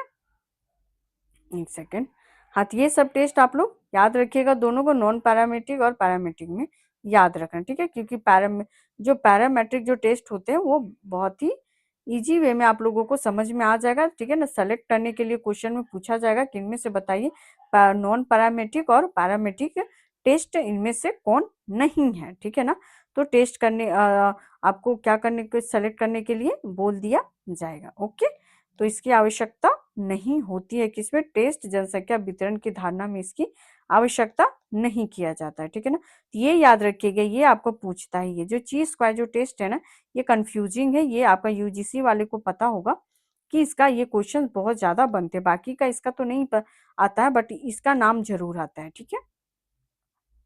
नेक्स्ट है आपका हाइपोथेसिस टेस्टिंग, ठीक है, यानी कि परिकल्पना का परीक्षण, जो अभी जस्ट मैं थोड़ा देर पहले बता के आई हूँ हाइपोथेसिस वगैरह क्या होता है। हाइपोथेसिस जो टेस्टिंग होता है, जनसांख्यिकी की विधि है जिससे परिकल्पना को स्वीकार या अस्वीकार किया जा सकता है हाइपोथेसिस के थ्रू, ठीक है। तो इसमें क्या होगा, आपका सेलेक्टिंग सिग्निफिकेंस लेवल्स होता है, आपका कैलकुलेट और टेस्ट, आपका स्टैटिक्स होता है, आपका कंपेयर विथ क्रिटिकल वैल्यूज भी इसमें देखने को मिलता है, एक्सेप्ट टू रिजेक्ट हाइपोथेसिस, ठीक है। एक्सेप्ट और रिजेक्ट हाइपोथेसिस आपको बताए हैं कि जो आपका H0 और जो H1 है, इसमें से आप मेरे को बताइएगा किसमें से नल हाइपोथेसिस को किसमें आपको एक्सेप्ट किया जाता है और किसमें आपको रिजेक्ट किया जाता है, ठीक है। इसमें आपका हो जाएगा आपका सिग्निफिकेंस लेवल क्या है, तो ठीक है, सिग्निफिकेंस लेवल में इसमें देखते हैं कि जो आपका जो सिग्निफिकेंस, एक्चुअली मेरा पेन नहीं चलने लगा ना, ठीक है, एक्चुअली इसका चार्जिंग खत्म हो चुका है, ठीक है। बट कोई नहीं, जितना चल रहा है उसको मैं चलाती हूँ, ठीक है, आप लोग पढ़ो बस। तो इसमें क्या हो जाएगा, आपका जो लेबल हो जाएगा, ठीक है, इसका क्या है, आपका जो सिग्निफिकेंस लेवल ए होता है, वो संभव है कि यह शून्य परिकल्पना को अस्वीकार कर दिया जाए, यानी कि इसको क्या किया जाए, तो इसको जो नल हाइपोथेसिस होता है, यहाँ पे दिया हुआ है, जो आपका सिग्निफिकेंस लेवल ए होता है, ठीक है, जो ए होता है, प्रोबेबिलिटी होती है कि ये ए जो आपका नल हाइपोथेसिस को क्या किया जाता है, तो रिजेक्ट किया जाता है। इसको याद रखिएगा, ये क्वेश्चन आता है, ठीक है। नल हाइपोथेसिस को क्या किया जाता है, तो आप याद रखिएगा, रिजेक्टिंग किया जाता है, रिजेक्ट कर दिया जाता है, ठीक है। सामान्य स्तर इसका क्या रहता है, तो 0.05 और आपका 0.01 होता है, ठीक है। तो ये भी आपका होगा, ठीक है ना। फिर क्या होगा, टाइप 1 और टाइप 2 एरर क्या होता है, तो टाइप 1 जो एरर होता है आपका, एरर और मीनिंग, टाइप 1 एरर क्या होता है, तो टाइप 1 एरर आपको रिजेक्ट किया जाता है, ठीक है। जो टाइप 1 जो एरर होता है, सही परिकल्पना को अस्वीकार करना, टाइप 1 को क्या किया जाता है, तो रिजेक्टिंग ट्रू हाइपोथेसिस, ठीक है। और टाइप 2 एरर जो होता है, ये आपका क्या होता है, एक्सेप्टिंग फॉल्स हाइपोथेसिस, ठीक है। यानी कि टाइप 2 गलत जो होता है परिकल्पना को क्या करता है, तो ये स्वीकार करता है, ठीक है। हाँ, तो आज का इतना ही था, एक्चुअली खत्म हो गया सारा। तो आज का जो रिसर्च एप्टीट्यूड का जो आपका क्लासेस था, वो अब फाइनली आप लोगों का डन हो गया। लेकिन हाँ, ये जो आपका है एरर 1 और एरर 2 जो हाइपोथेसिस में भी आप लोगों को करवा दी हूँ, ये आपका वेरी इंपॉर्टेंट रखता है, तो प्लीज इसको आप लोग मिस मत करना। ये जो अभी मैं पढ़ाई हूँ ना, ये वाला, इसको आप लोग मिस मत कीजिएगा। यहाँ पे आपका रिजेक्शन वाला आता ही आता है, ठीक है ना। तो चलिए, आज का क्लास आप लोगों के लिए इतना ही रहा, ठीक है। कल जो आपका क्लास जो आएगा, वो आपका आएगा कौन सा, तो आपका इसका एमसीक्यूज लेके आऊंगी, ठीक है। तो इसका एमसीक्यूज के लिए आप लोग रेडी रहिए। रिसर्च एप्टीट्यूड का जो एमसीक्यू क्लास रहेगा, इसके लिए आप लोग रेडी रहिएगा। और क्लास कैसा लगा प्लीज लाइक करके जाइएगा। आप लोग क्लास देखते हैं, लाइक नहीं करते, तो प्लीज लाइक, कमेंट और शेयर करके जाइएगा, ठीक है। तो आज के लिए इतना ही करते हैं। Okay, bye, thank you.